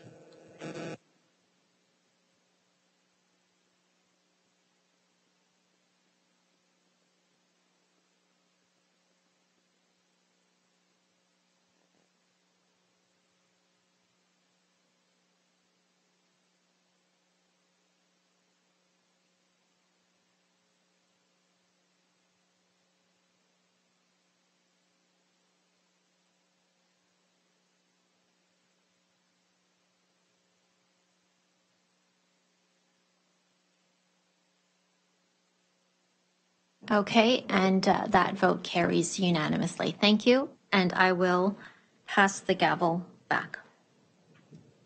Thank you very much. All right, so that now brings us up to item 4.2.5, which is the Inspire Awards, report number 23030. Trustee Gray and Ahmed, would you like to speak to this report, please?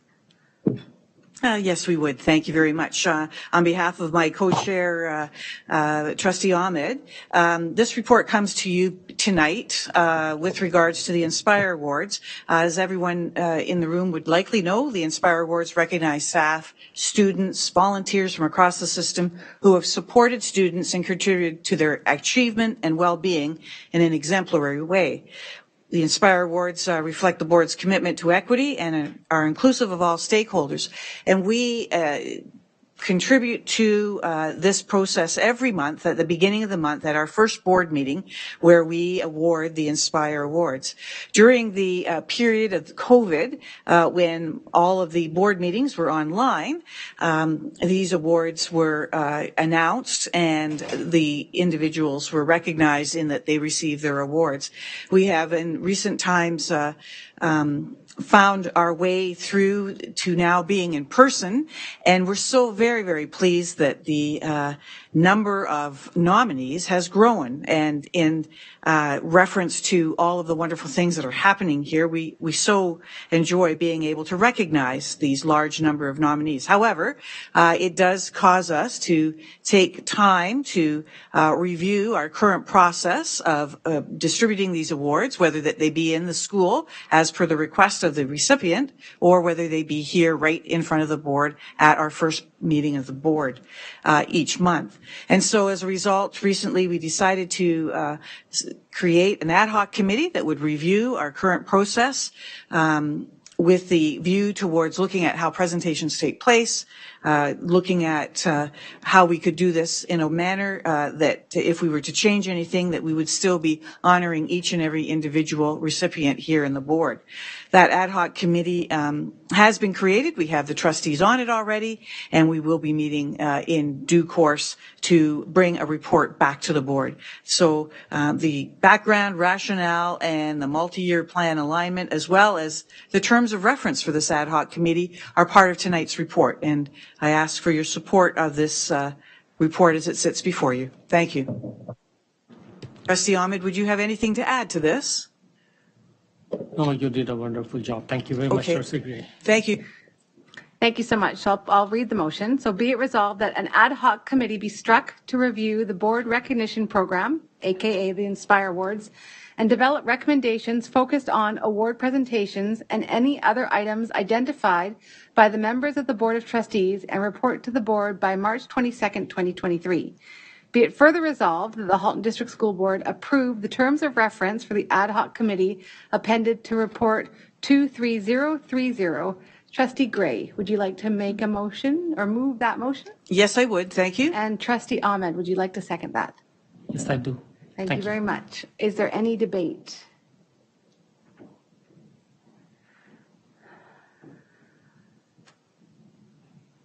Seeing none? There we go. Everybody can cast their votes, please.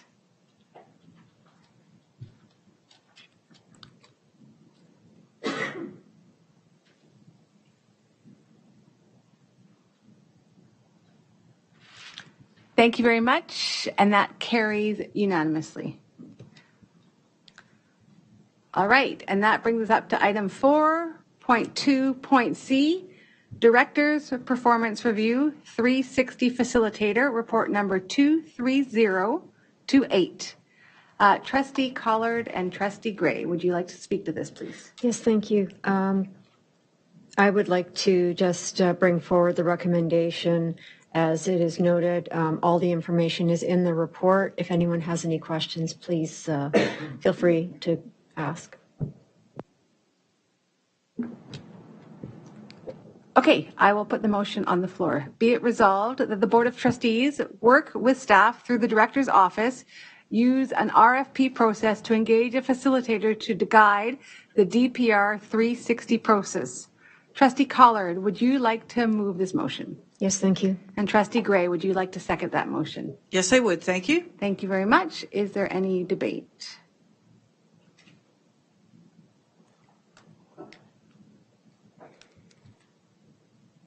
Seeing none?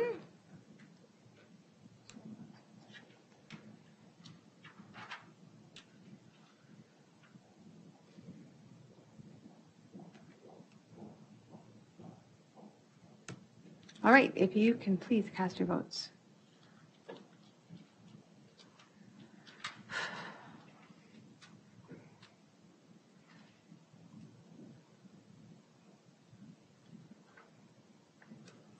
Thank you very much, and that again passes unanimously. Thank you so much.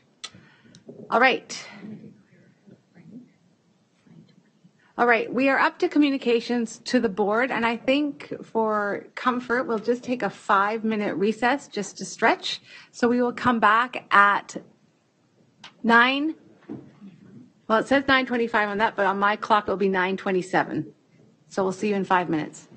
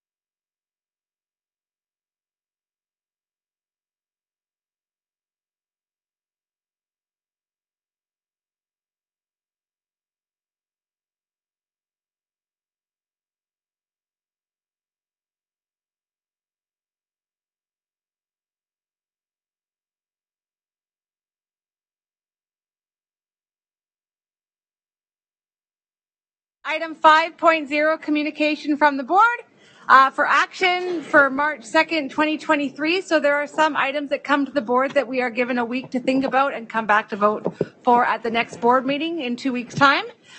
These items fall under that purview. So first up, we are up to the assessment and evaluation policy, report number 23023. Superintendent Frankovich, I'm going to pass it over to you. Thank you. Through you, Chair Shuttleworth, to all trustees. In your board package, you will have the assessment and evaluation policy with minor revisions, cleaning up a few grammatical errors and wording in the board references section. And thank you to Trustee Gray for pointing out after committee of the whole. So you will also note the addition of the words "and reporting" under specific directives in the first line there. So thank you for that. This policy, as you know, is driven by the Ministry of Education's Growing Success document and the 7 fundamental principles of growing success to support learning improvement. You will notice that one of the corresponding administrative procedures for assessment and evaluation is also due for an update, and we are just awaiting an update to the Growing Success document, at which time that AP will also be updated. Happy to take any questions at this time. All right, thank you very much.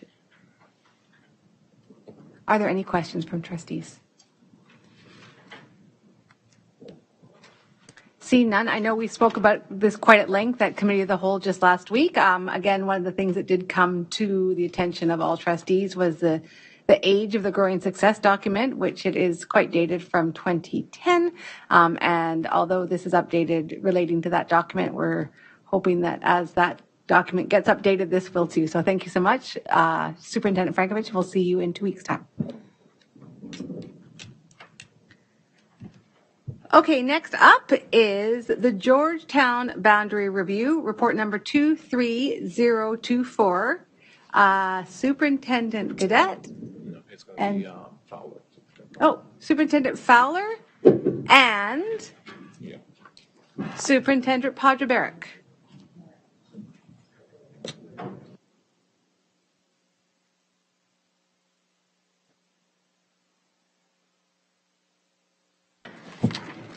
Thank you so much. Through you, Chair Shuttleworth, I am pleased to present this report tonight on the Georgetown Boundary Review.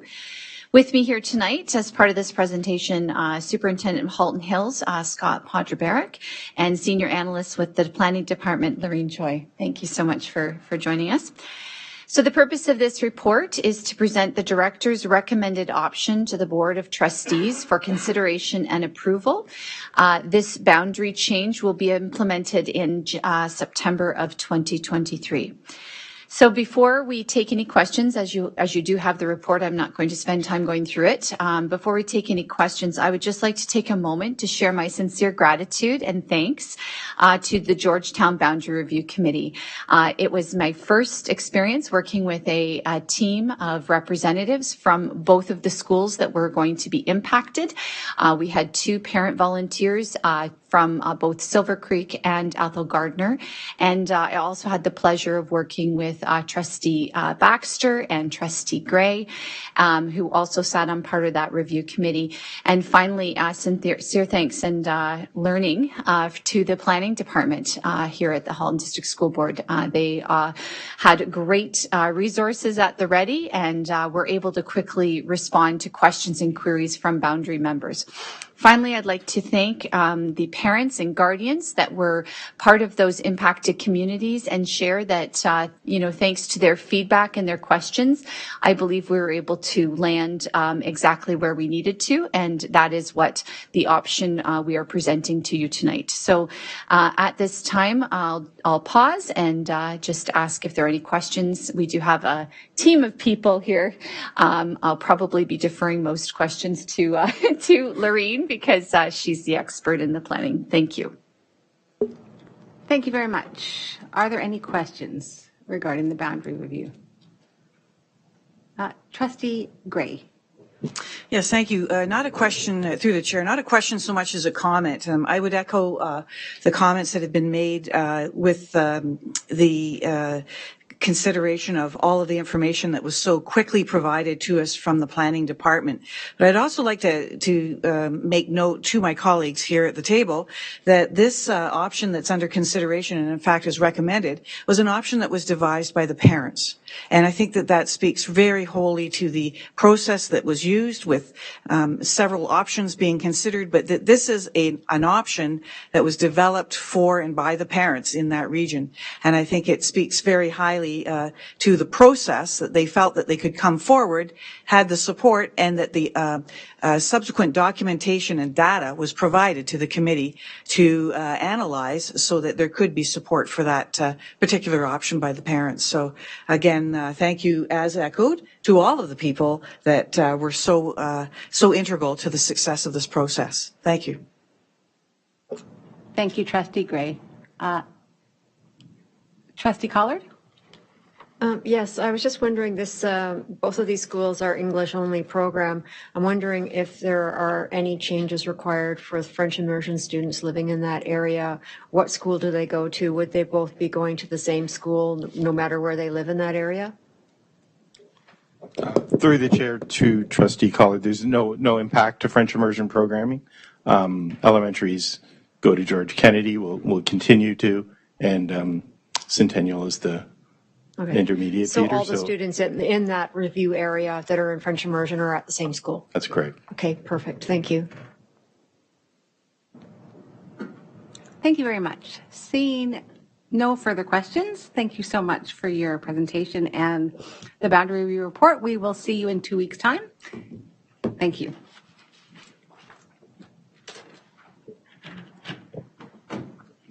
Okay, that brings us up to item 5.1.3, the school year calendar.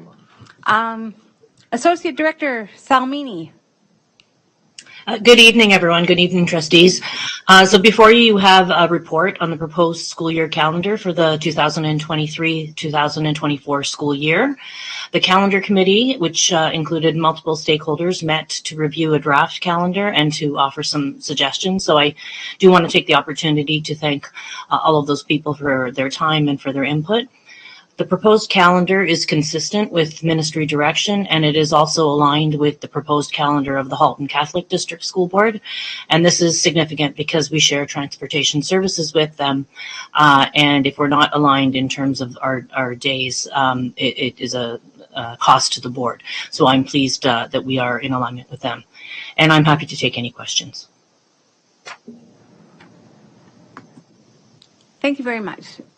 Does anybody have any questions regarding the school year calendar for this upcoming year?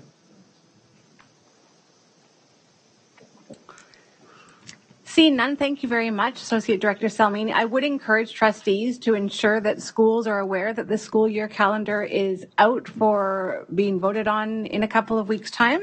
I know that often they aren't aware of the time that they have to look at it. So if you can make your schools aware, that way they're able to give feedback before the decision is made. So appreciate your time, Associate Director Salmi.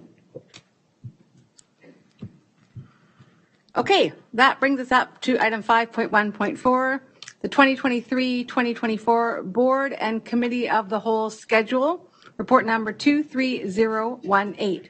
Director Ennis, I'll pass it to you. Thank you so much. I'm going to pass it through you, Chair, to Manager Carrillo. Thank you, Director Ennis. Through the Chair to all trustees, the report before you brings the proposed schedule for the Board and Committee of the Whole meetings for the school year calendar 2023-2024. These dates incorporate trustee feedback from Committee of the Whole on February the 8th. And they are aligned to the provisions of our board governance bylaw to reschedule meetings falling during school vacation periods and faith-based days of significance. Happy to take any questions. All right, thank you very much. Are there any questions from trustees?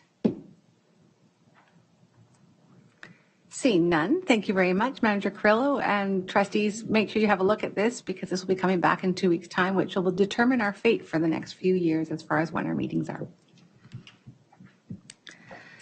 Okay, that brings us up to item 5.1.5, Policy and Procedure Framework Policy Amendment, report number 23021. Trustee Collard, I'll pass it over to you.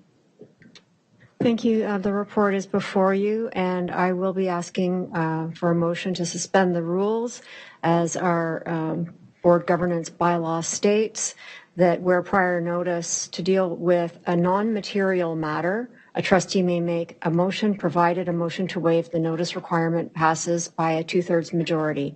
This is a non-material matter.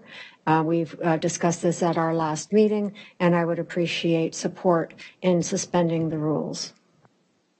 All right, so there is a motion on the floor to waive the rules. Do I have a seconder? Vice Chair Rocha, is there any discussion around waiving the rules on this matter? Take you on. All right, seeing none, if you can all take a look at your voting system to see if you would like to suspend or waive the rules for this matter.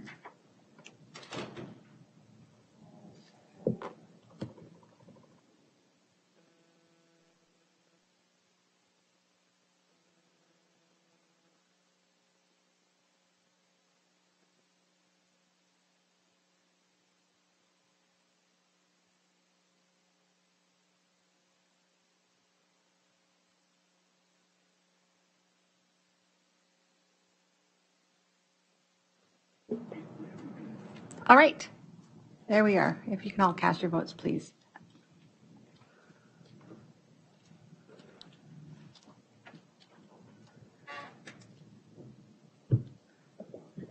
Thank you so much, and that passes unanimously. So, Trustee Collard, would you like to go ahead?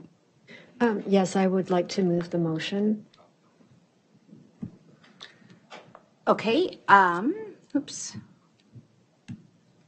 So I will read the motion first, and then I'll put it over to you to move it. So be it resolved that the Halton District School Board amend the policy and procedure framework such that all documents currently on a 3-year review cycle will be changed to a 4-year review cycle. Trustee Collard is moving, and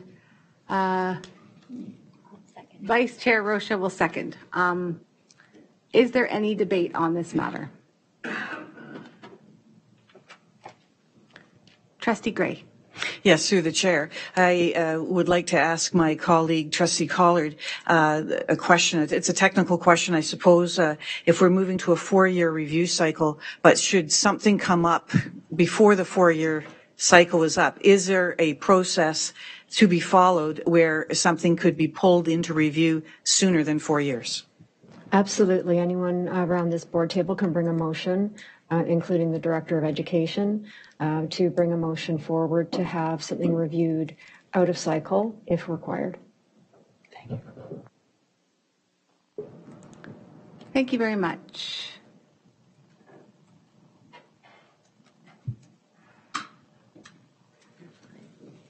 Seeing no further comments or questions,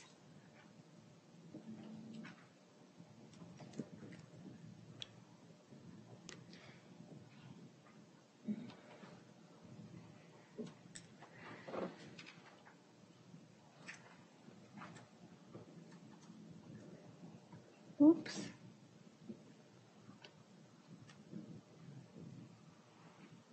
If everybody can please cast their votes.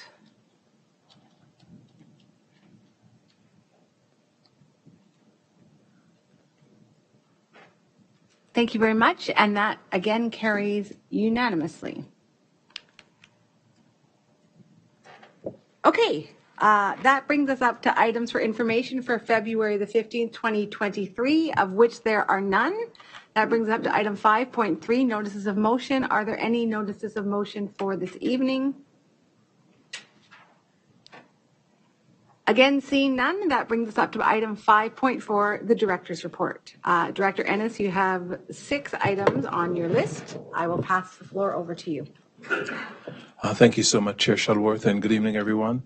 My first item is the professionalism policy and where we are.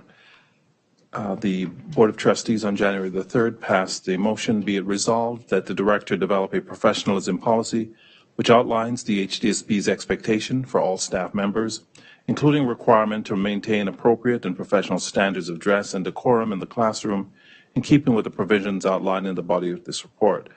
The policy is to be presented in a report to the Board of Trustees by March 1st, 2023, and an interim report in February of 2023. My presentation here this evening represents that requirement for the interim report in February 2023.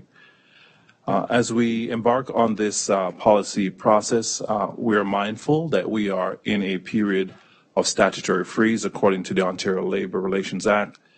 We will be relying, however, as we proceed on HDSB policies and procedures, the Ontario College of Teachers, any court rulings that might be appropriate, and any statutory and ministry standards as we deem them appropriate. The board's policy and procedure framework governs the development of policy, and in which it states that a policy is a broad statement of intent and reflects the goal of the Halton District School Board. Policies shall provide direction and guidance in matters of board governance and system administration, and shall specify what and why. What is the strategic direction described by the policy, and why is the Halton District School Board committed to the objectives outlined in the said policy? The board's policy provides a framework within which procedures are developed. The professionalism policy then will be presented on March the 1st in response to the motion that was provided January 3rd, 2023. The policy will then be limited to what and why statements in keeping with the board's policy and procedure framework. We'll be framing our position on existing statements that exist similar to what I outlined earlier. School councils and members of the public will be given an opportunity to have their views heard. So we will be providing some mechanism through which we will be soliciting views from school councils to hear their voices, and from other stakeholders as well. So stay tuned for that. We are making good progress in development of this draft policy to be presented March 1st, as stated previously, and I look forward to having that conversation, hearing from community and stakeholders, and determining our next steps. Thank you. Are there any questions from trustees? Vice Chair Rocha. Through you, Chair, I'd like to insert a question we've received from the public, and that is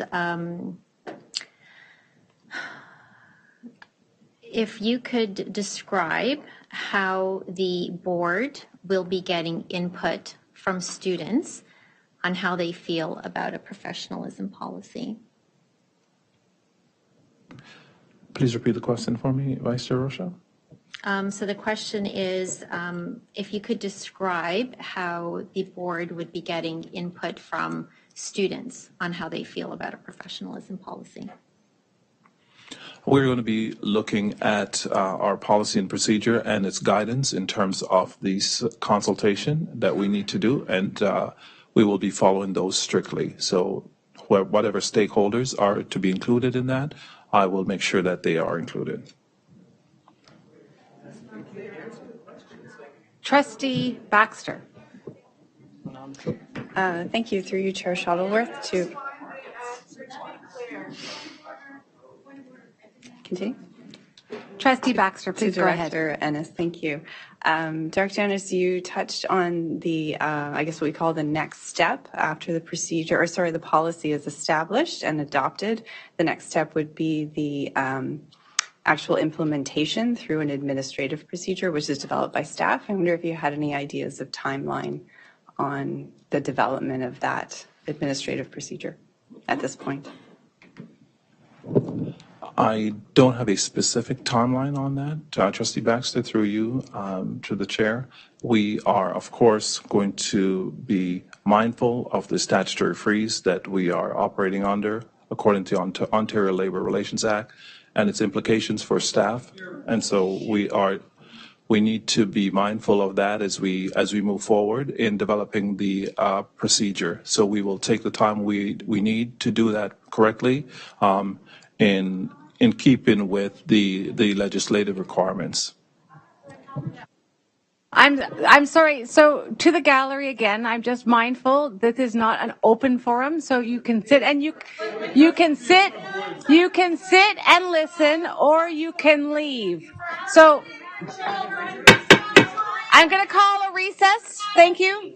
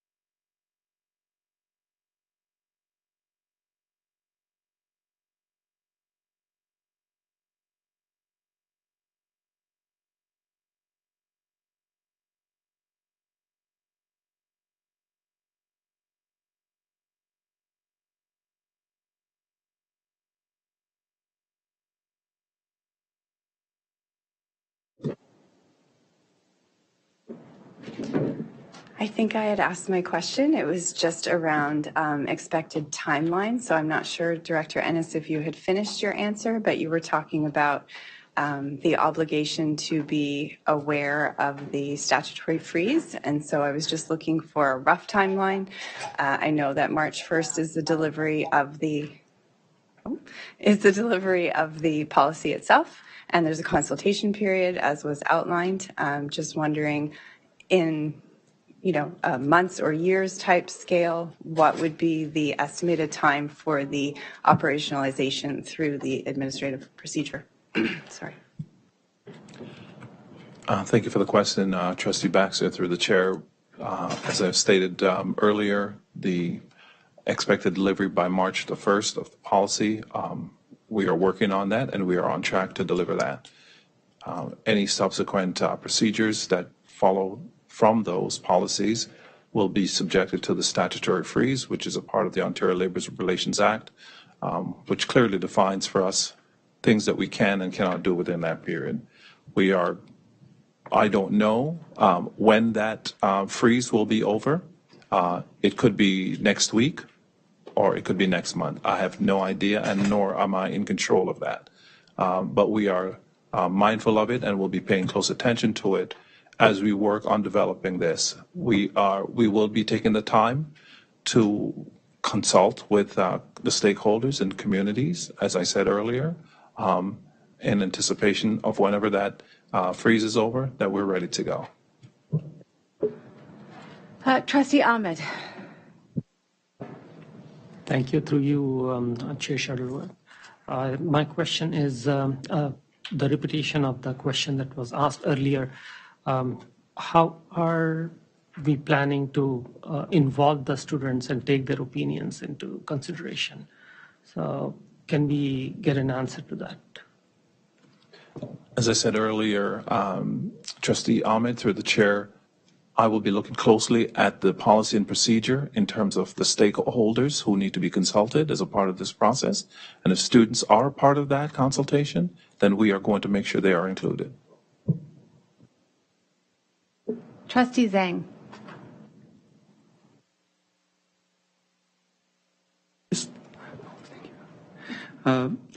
So you mentioned there's a consultation period, consultation with the stakeholders and the community. Can you provide more information what the stakeholder groups and you will involve, and what is the method to get the information from the stakeholders? Thank you. Thank you for the question, Trustee Zhang. Through the chair, we are still working out the methodology of how we're going to collect that, but I was quite clear that schools, councils, and communities are part of that. So that's one very important stakeholder relationship that we will be seeking and soliciting input from. Okay, so we need a motion to extend because we are now past 10 o'clock. Trustee Gray, would you like to take a guess at the time? Yes, 11 o'clock. 11 o'clock. Do I have a second for that? All right. Is there any discussion or debate? Seconded by Trustee Collard. No? Trustee Collard. All right. Is there any objection to the extension of an hour-ish till 11 o'clock? Seeing none, that extension passes by unanimous consent. Thank you very much. Looking back to the speakers list, are there any more questions for Director Ennis regarding the professionalism policy?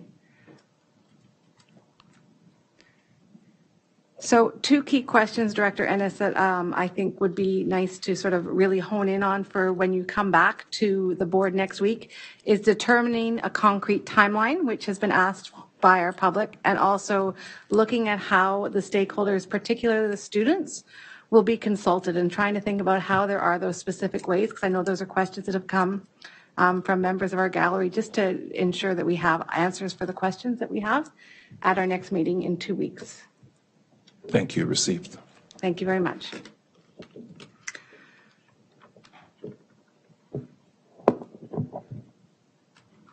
Okay, seeing no further questions on this matter, We will now go up to item 5.4.2, the MYP video series Director's Cut, episode number 8. I'm happy to present our latest Director's Cut video. This is our 8th in the Director's Cut series.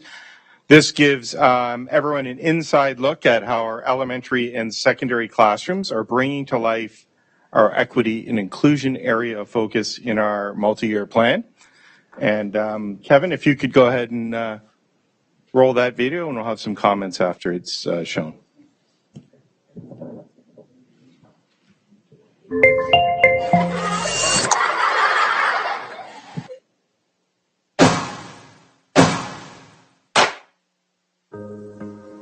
The Equity and Inclusion Area of Focus in the Halton District School Board's 2020 to 2024 multi-year plan is designed to create learning conditions to elevate student achievement.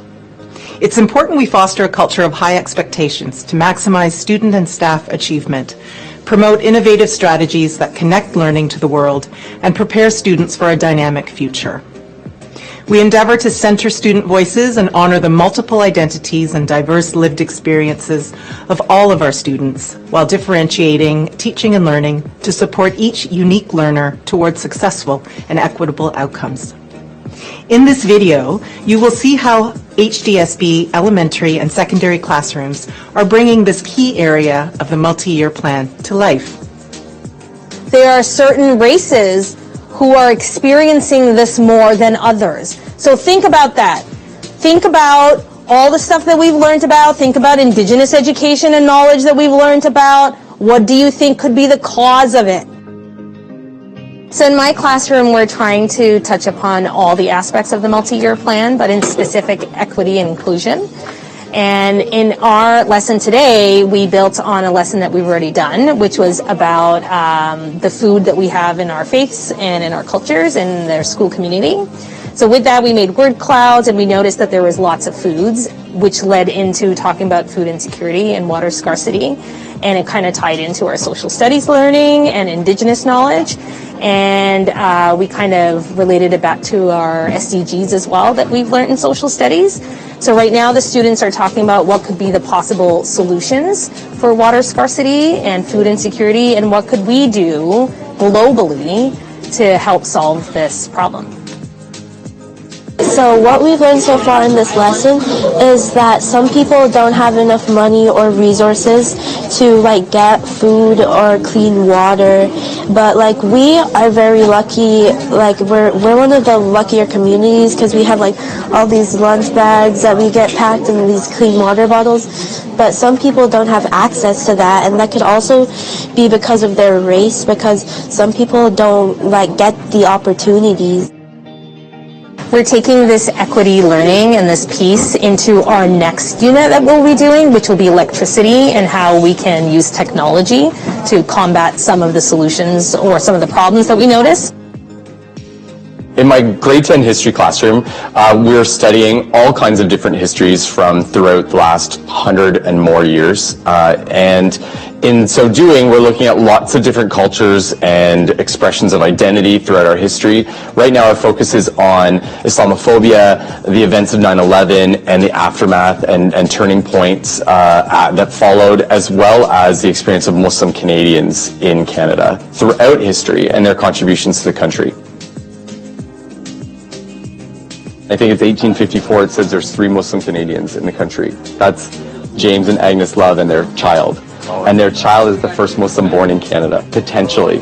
So that's really cool that we even know that. Islamophobia and racism in general, it's not it doesn't make you feel good. Any kind of racism doesn't make you feel good.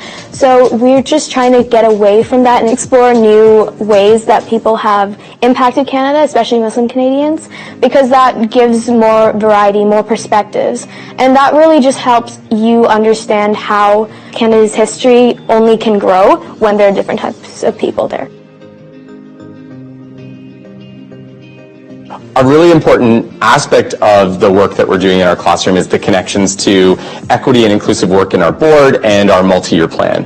One of the things that we've developed here at Garth Webb is an anti-oppression framework that guides all of the teaching we do in history, so that when we learn the history of people who've experienced oppression, that we counteract that with stories of resistance, achievement, reparation. We call out that oppression, but we also look for stories. History is a story, and so much of our curriculum can focus on stories of all kinds of different people, including the stories of Muslim Canadians. That's where we counteract a history of oppression, a history of prejudice that exists in Canada and in the world beyond.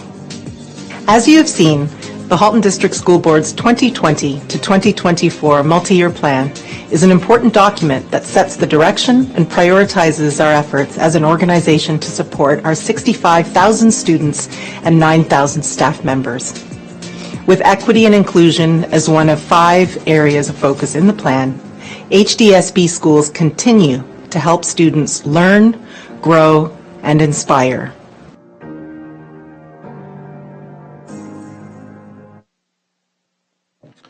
So thank you for watching that.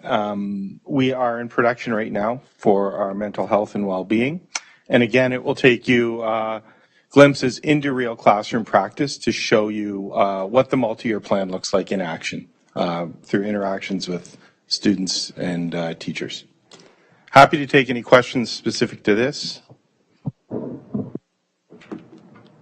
Thank you. Does anybody have any questions regarding the video we just watched? Thank you. Thank you. So seeing none, we are now up to item 5.4.3, the Elementary Leadership Conference. Great. Through you, Chair. It was just an item because I was one of the attendees. I get the opportunity to be able to share with everybody. On February 3rd, more than 80 grade 8 students from Post Corners Public School participated in an interactive in-person leadership conference called A Time to Shine, and shine they did.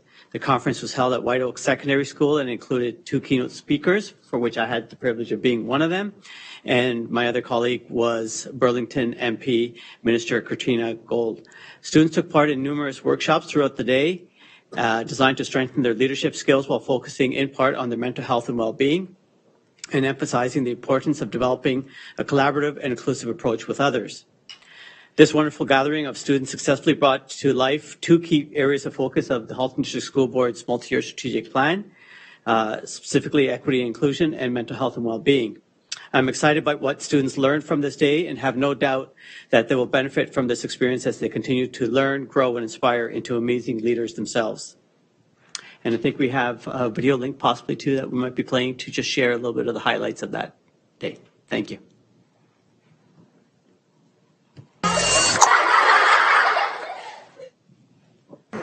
So today we're at White Oak Secondary School hosting our first annual Grade 8 Leadership Conference. We have all of Post Corners 85 Grade 8 grads here today, and we're running a wellness and well-being and leadership conference for them with about 24 workshops.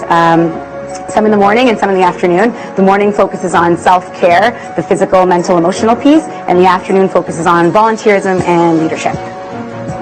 So we're running a number of well-being and leadership workshops today for our students. A couple examples are we have SHISM students from grade 12 here running a movement clinic for them.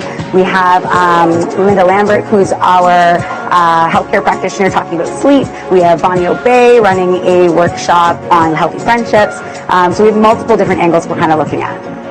So our conference today connects to the board's multi-year plan across all pillars, specifically in the equity and well-being pillar, because we brought Hardeep Nagra in to speak to our students today, really about his sort of life story and his journey with equity and inclusion. And then we also are really connecting it to the mental health and well-being piece, especially given our students having been virtual over the last couple of years. This gives them a really good opportunity to connect and really socialize again as like a whole group, in a whole group setting.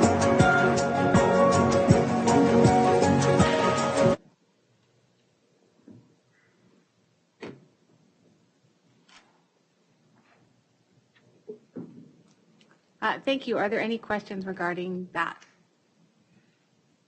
Trustee Amos. Thank you. Through you, what a great opportunity for those grade 8 leaders. And not only is it a great opportunity for learning, but it's a great opportunity to connect with the high school and to find out what the location is about, and to maybe help with that transition piece that sometimes a little bit scary between elementary and secondary. So thank you for everyone that was involved, and thank you, Pardeep, for the report, and thank you for sharing all your knowledge with them, because I know that in grade 8 especially, they want the information and they're willing to soak it up, but they're also at that step of moving forward. So they want to, be exploring and expanding. So thank you so very much. Thank you, Trustee Amos. And I think that would be a wonderful piece of information to look at when we are having those protocols in place for trustees being invited to those events too, because that would have been probably interesting for some trustees to come to as well. All right. Item 5.4.4, the Human Rights Symposium students' responses. I'm going to ask Superintendent Petco to speak to this. Thank you, Director Ennis, and through you, Chair Shuttleworth, to all trustees. We had a very successful Director's Office Human Rights Symposium that was held on December 8th and 9th. The theme this year was environmental awareness, also emphasizing and focusing on the interconnectedness of globalization, Indigenous rights, environmental rights, and our collective responsibility and duty for our planet, our beautiful planet. So the participants were students from grade 7 through 12. Thousands of students participated virtually, and we collected some video. The communications department collected some video around the impact of the symposium, and those student responses will now be shown on video. Thank you, Jean.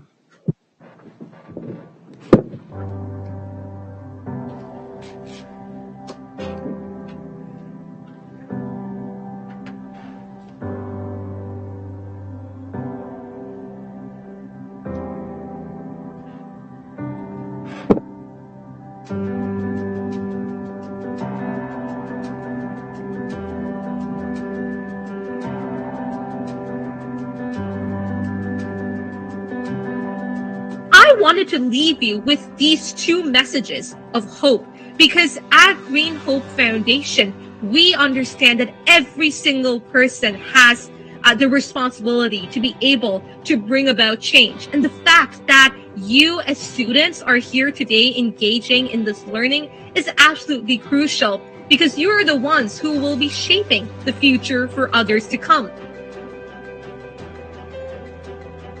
I thought it was so empowering to hear the different voices, hear another perspective. It was really refreshing for me and my fellow students. We really enjoyed that presentation and we learned a lot from it. So by being able to listen to these amazing, influential people speak on the work they've done, the work they plan to do, their passion, and most importantly, their inspiration, because it helps for us as students, the new generation, to develop and find our own inspirations to not only contribute to our community, but neighboring ones as well, such as Indigenous communities. I was personally inspired by keynote speaker Kehashu Ampasu, who showcased that age isn't a barrier, yet a catalyst for change. Her journey to act upon environmental injustices through opportunities accessible by youth has led to an impact to over 500,000 people around the globe. Every single student has the ability to make positive change and change the world. The Human Rights Symposium was a very interesting topic, and me and my friends enjoyed having a lot of in-depth conversations about it after the videos.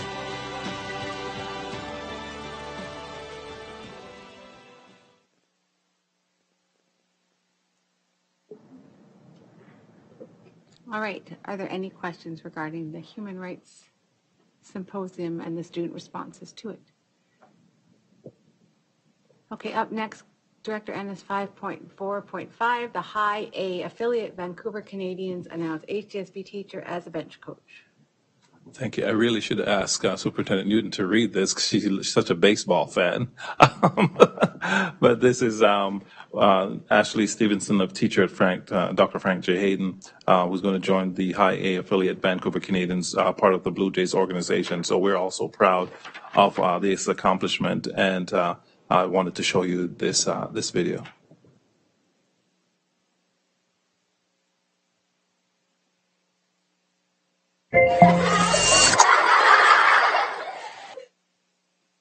Hi, my name is Ashley Stevenson, and I'm a teacher at Dr. Frank J. Hayden Secondary School. I'm going to be a bench coach with the Vancouver Canadians. It's an affiliate, a High A affiliate with the Toronto Blue Jays. I went to a conference given by the MLB. It was called Take the Field, and it was trying to get more women in the game.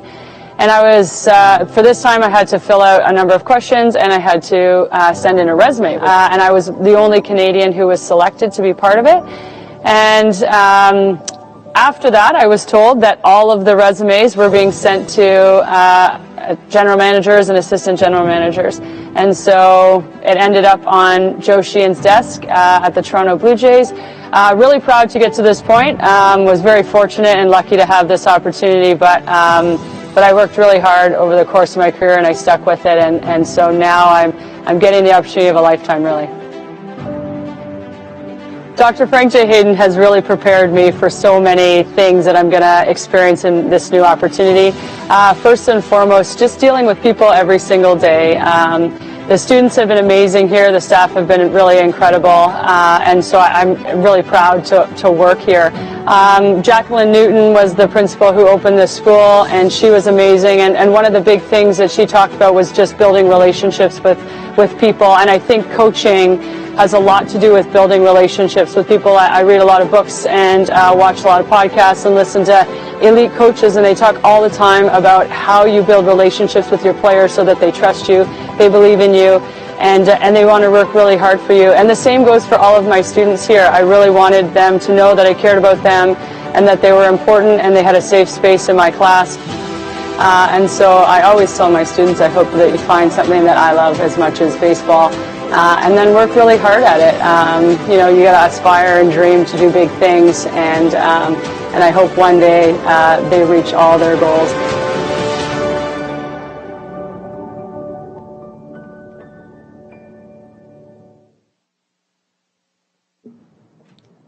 Awesome. Other? Thank you, the infamous other. I'm going to ask Superintendent Newton to speak to the link. Thank you very much. I'm very, very excited to, in the hills, as Trustee Gray likes to refer to her home. We opened our 4th location for LINK, which is an adult language program for newcomers to Canada, for both English and French. It's at 96 Guelph Street, so if you're in G-Town, drive on by. It's right beside the high school. And we opened it on February 6th. To give you the staggering numbers of Subhadra, who's the manager that we stole from a neighboring board. She's amazing. Roxana helped to bring her in. Since September of this year, in all of our sites together, she has attracted 2,171 adults new to Halton to improve their English and their French atonement for language, and 62 people are still on the wait list. So it's a growing phenomena. And I do say, I know my elementary colleagues say if they're having a bad day to go into kindergarten classrooms. I would say if you're having a bad day as an adult, walk into one of these centers, and we have them now in both areas of all 4 regions that we have, and to see these professionals who have left everything behind to come and make a new life for their families and are acquiring languages so that they can apply for work is unbelievable. So thank you for letting me share the work of Subhadra tonight. Thank you, Superintendent. Superintendent Nguyen? Oh, we have a question. Oh, I'm so sorry. Trustee Gray. Thank you very much. I wonder if you could, through the chair, if you could help us with the funding for that. Where does the funding come from for that program? The funding comes from two sources, from the federal government, so they have different pockets in that sense, and also from the provincial government as well. And so it's a partnership. And Sabadra spends a lot of her days writing grants as well, so looking for the Trillium Foundation and other pieces. And I will turn to my colleague, Superintendent Nagoy, to add more detail for you. Thank you. I think you've covered it. And with every proposal and every grant opportunity, we grow the program. So we have an opportunity right now to continue to grow in next year's proposal as well.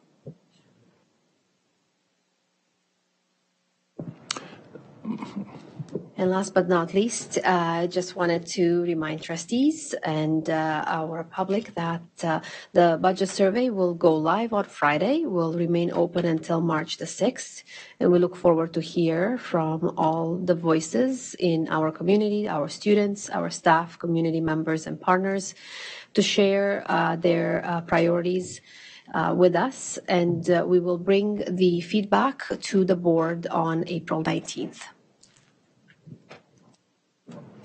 Thank you. And just one last item, just to remind trustees or to let you know that the Directors Panel Series has not gone anywhere. It's coming back. We are going to be starting on mental health and well-being, which is a critical topic and one of our commitments in the multi-year plan early in March. So stay tuned for more information over the next few days and weeks. And with that, I conclude my report for tonight. Thank you. Are there any questions for the director at this moment? Okay, seeing none, that brings us up to communication from the chair. There is one letter from Grand Erie District School Board that is attached to the agenda for your perusal. Item 5.6 is committee reports. Are there any committee reports coming to the table this evening? All right, and that brings us up to Trustee Collard. Yeah, I just wanted to remind trustees that the Code of Conduct Policy and Governance Procedure will be coming for its first viewing to the board table at our next meeting. This meeting agenda was far too full for me to bring something that large, so we'll get it next time. Thank you. Are there any trustee questions or comments?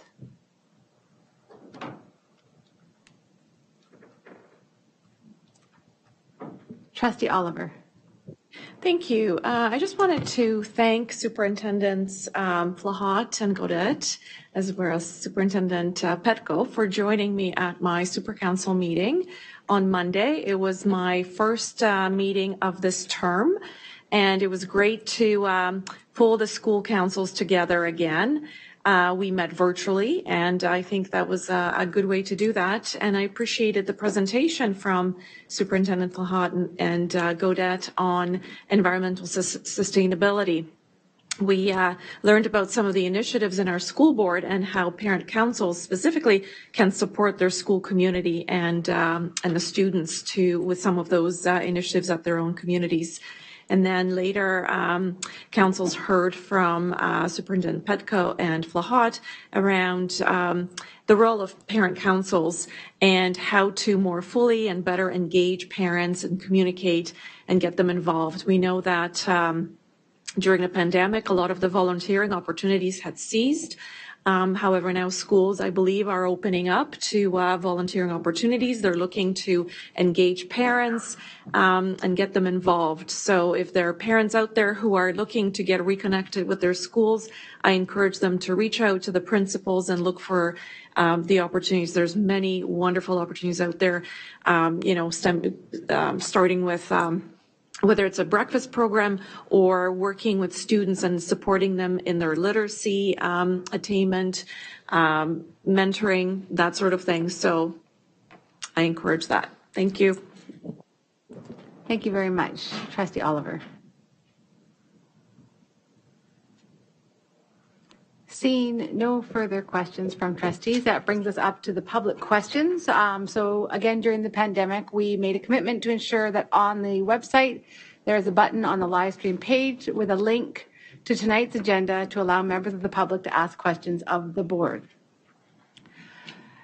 Questions will not be attributed to the person who asked them. When necessary, a notation will be made that multiple people asked the same question, and any question that contains language that is hateful or discriminatory will not be considered. Vice Chair Rocha, are there any questions that need to be answered this evening? Yes, there are a few questions that the public have asked, and just to echo what Chair Shuttleworth said, some of these questions cannot be read verbatim due to privacy issues. And then there are also some questions here that are outside of a trustee's purview. So I will connect with those who have asked questions and connect them to the appropriate parties. So some of the questions that we won't be able to answer this evening because it's outside of our purview as trustees are questions that are related to administrative procedures, school-specific questions as to how things are done in a specific school. There was a question regarding the presentation that Rosanna gave this evening, but Rosanna is not here, so I will connect this, I will get answers for this person. And there are also some very specific questions on how we deal with staff, and trustees don't deal with staff, so we will not be able to answer those questions for you. But there are some questions that do fall within our purview as they relate to policy, and I hope to direct some of those to Director Ennis, who may direct them to the appropriate superintendent. So one question we do have is regarding the proposed professionalism policy, and that is they want to ensure that the policy will apply equally to all members of staff, regardless of their position, race, sexual orientation, or gender identity. Thank you for that, Vice Chair Rocha. I'm going to ask Superintendent Taha to speak to the application of the professionalism policy to all staff. Through you, Vice Chair Rocha, to trustees, absolutely, in the implementing of any policy, any procedure, its implementation in a fair and equitable manner, in a manner that does not disadvantage any group, is paramount. And as we've indicated in at several board meetings, that the Human Rights Code takes primacy over all sorts of statutes and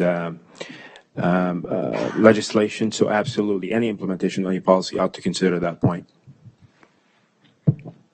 Thank you. We do have a question regarding vaping. So according to the Smoke-Free Ontario Act 2017, vaping is not allowed in schools. Can you describe what the, I guess, repercussions are for any students or staff who vape in our schools? Thank you for the question, Vice Chair Rocha. Through you to, I'm going to ask Superintendent Fowler to speak to that. Yes, so as part of Safe Schools, we do follow direction from Public Health, but also the Smoke-Free Ontario Act, and vaping as well as smoking is not allowed in schools, nor is it allowed on school grounds or public areas within 20 meters of school property. That policy would apply to all members of the public and students and staff as well. So students who are found vaping on school property can receive a suspension that is under the Education Act, Code 306.12. They can receive a suspension for vaping on school property. We do follow progressive discipline when we're looking at that application of that code. And we also do have a real focus on education. So part of that learning really is around the dangers of vaping. And for that, we have a variety of resources that are put together by Public Health, and we do work with students in order to try to help them to stop vaping. All right, thank you. Another question. We have a busy night tonight with questions.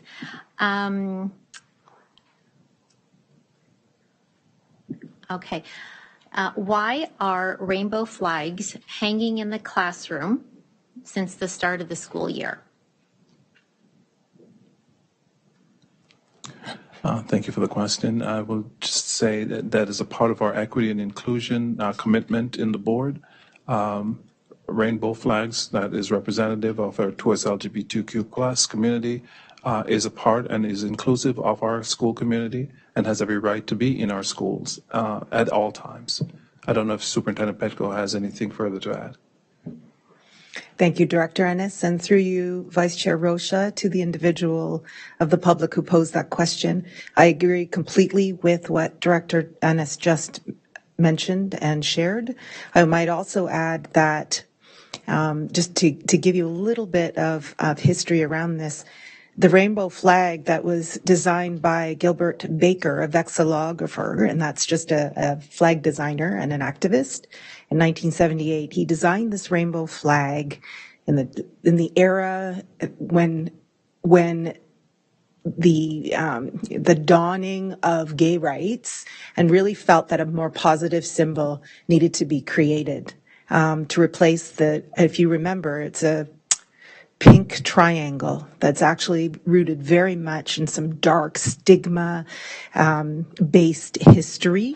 And so we have supported at Halton District School Board the placement of flags in classrooms and supported the wearing of pins as well to support not just the 2S LGBTQ plus community, but the meaning of that flag has expanded over the last 10 years to signify a place of safety and acceptance.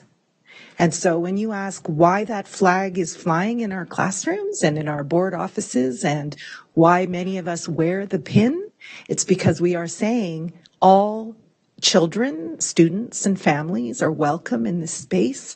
And regardless of what your identity is, you are safe here at Halton District School Board. Thank you.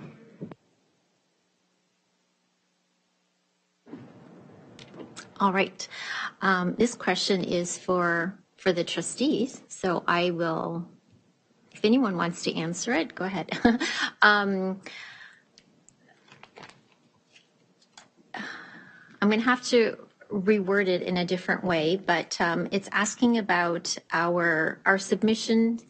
Why are we able to submit changes to Minister Lecce to the Education Act?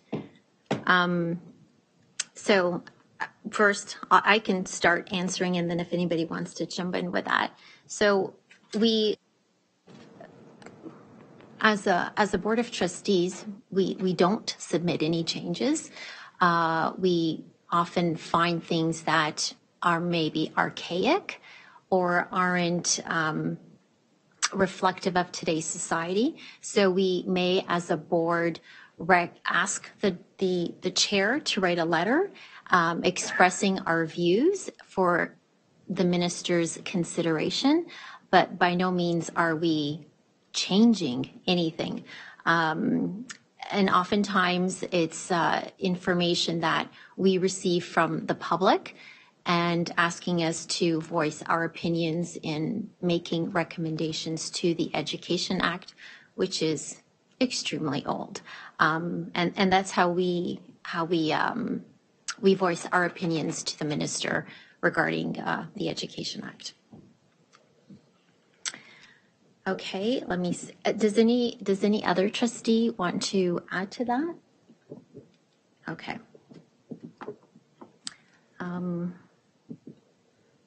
Okay.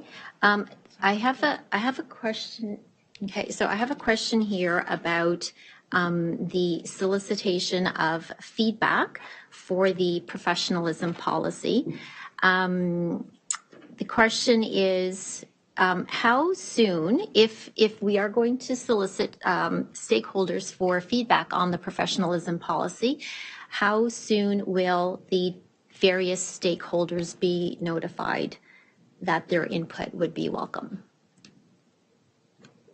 Thank you, Vice Chair Rocha. We are going to be embarking on that as soon as we can after tonight's meeting to get input from community. All right, thank you.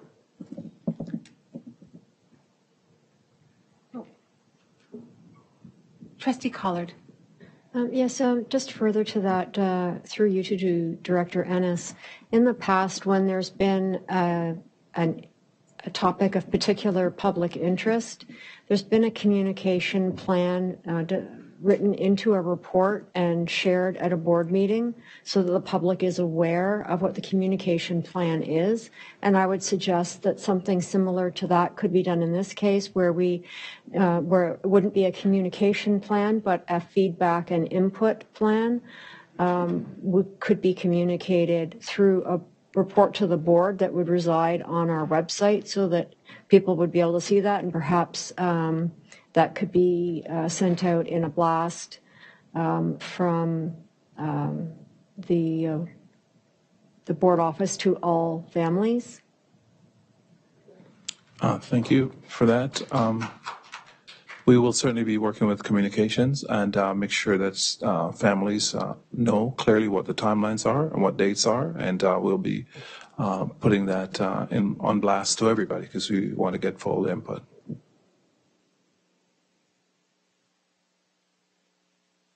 Sorry, I think I have one last question that it is within our purview. We were asked why. So when we have delegates, which we have 3 tonight, but in the past and even after tonight, the question is, why aren't the delegations included in the minutes, like a brief summary? Why isn't a brief summary included in the minutes of our board meeting packages? So I can answer that question.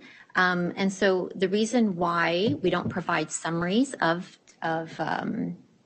delegations, nor do we ever provide summaries of our meetings. We do follow Robert's rules, and there are very specific ways on how you document the minutes, and those are the procedures we follow. And the other thing I wanted to add is it's always been our practice to note the delegate's name and the topic to reflect that they've delegated, and materials that are provided for the purposes of distribution to the trustees are not provided to the board for public distribution unless they want to share it with the public. Chair, those are the only public questions that I'm able to address. Everything else I will handle offline. Point of order, I'm still listed as the current speaker, so I couldn't press my button, but I would like to add to what you've said. Our meetings are all live streamed and they're available after the meeting, so anyone can hear the delegations if they wish to. As well, many times our delegations are picked up by the local press and reported in that source of media. So if people didn't have the opportunity to be here this evening, they still have the opportunity to hear the delegations. All right, thank you. Trustee Daniele. Thank you. Following up on Trustee Collard's comments, I did have a question asked of me today. How long do we keep our meeting recordings on our YouTube? And do we have a policy of any kind that indicates how long we would be keeping them there? I don't. Manager Carrillo. Thank you to all trustees. Through the chair, the board's records and information management policy provides the records retention for board records. Under the Education Act, the statutory provision is that the minutes and decisions of the board are kept. So legislatively, the minutes, agendas, and decisions and motions of the board are required to be kept permanently. The videos are available publicly on the YouTube channel, and I invite communications to provide additional information about how long YouTube keeps the videos. But as far as I'm aware, there's no expiry on the YouTube channel storage of those videos. All right, I think that answers all of the questions. So For all of you out there, don't forget there's several ways to be heard by the Board of Trustees. There's the question and answer portion of the meeting. You can choose to delegate the board as 3 people do this evening. Optimally, you can reach out directly to your local trustee, and the contact details are available on the website. So that brings us to the end of private session for this evening. I'm going to now ask for a motion to move back into private session. Trustee Oliver, seconded by Trustee Gray. Is there any discussion around moving back into private session? Seeing none, by unanimous consent, we are back in private session. Again, thank you so much to everybody who came out this evening. We do appreciate having you here. I think for trustees, if we can take 5 minutes, just to have a little break. Thank you.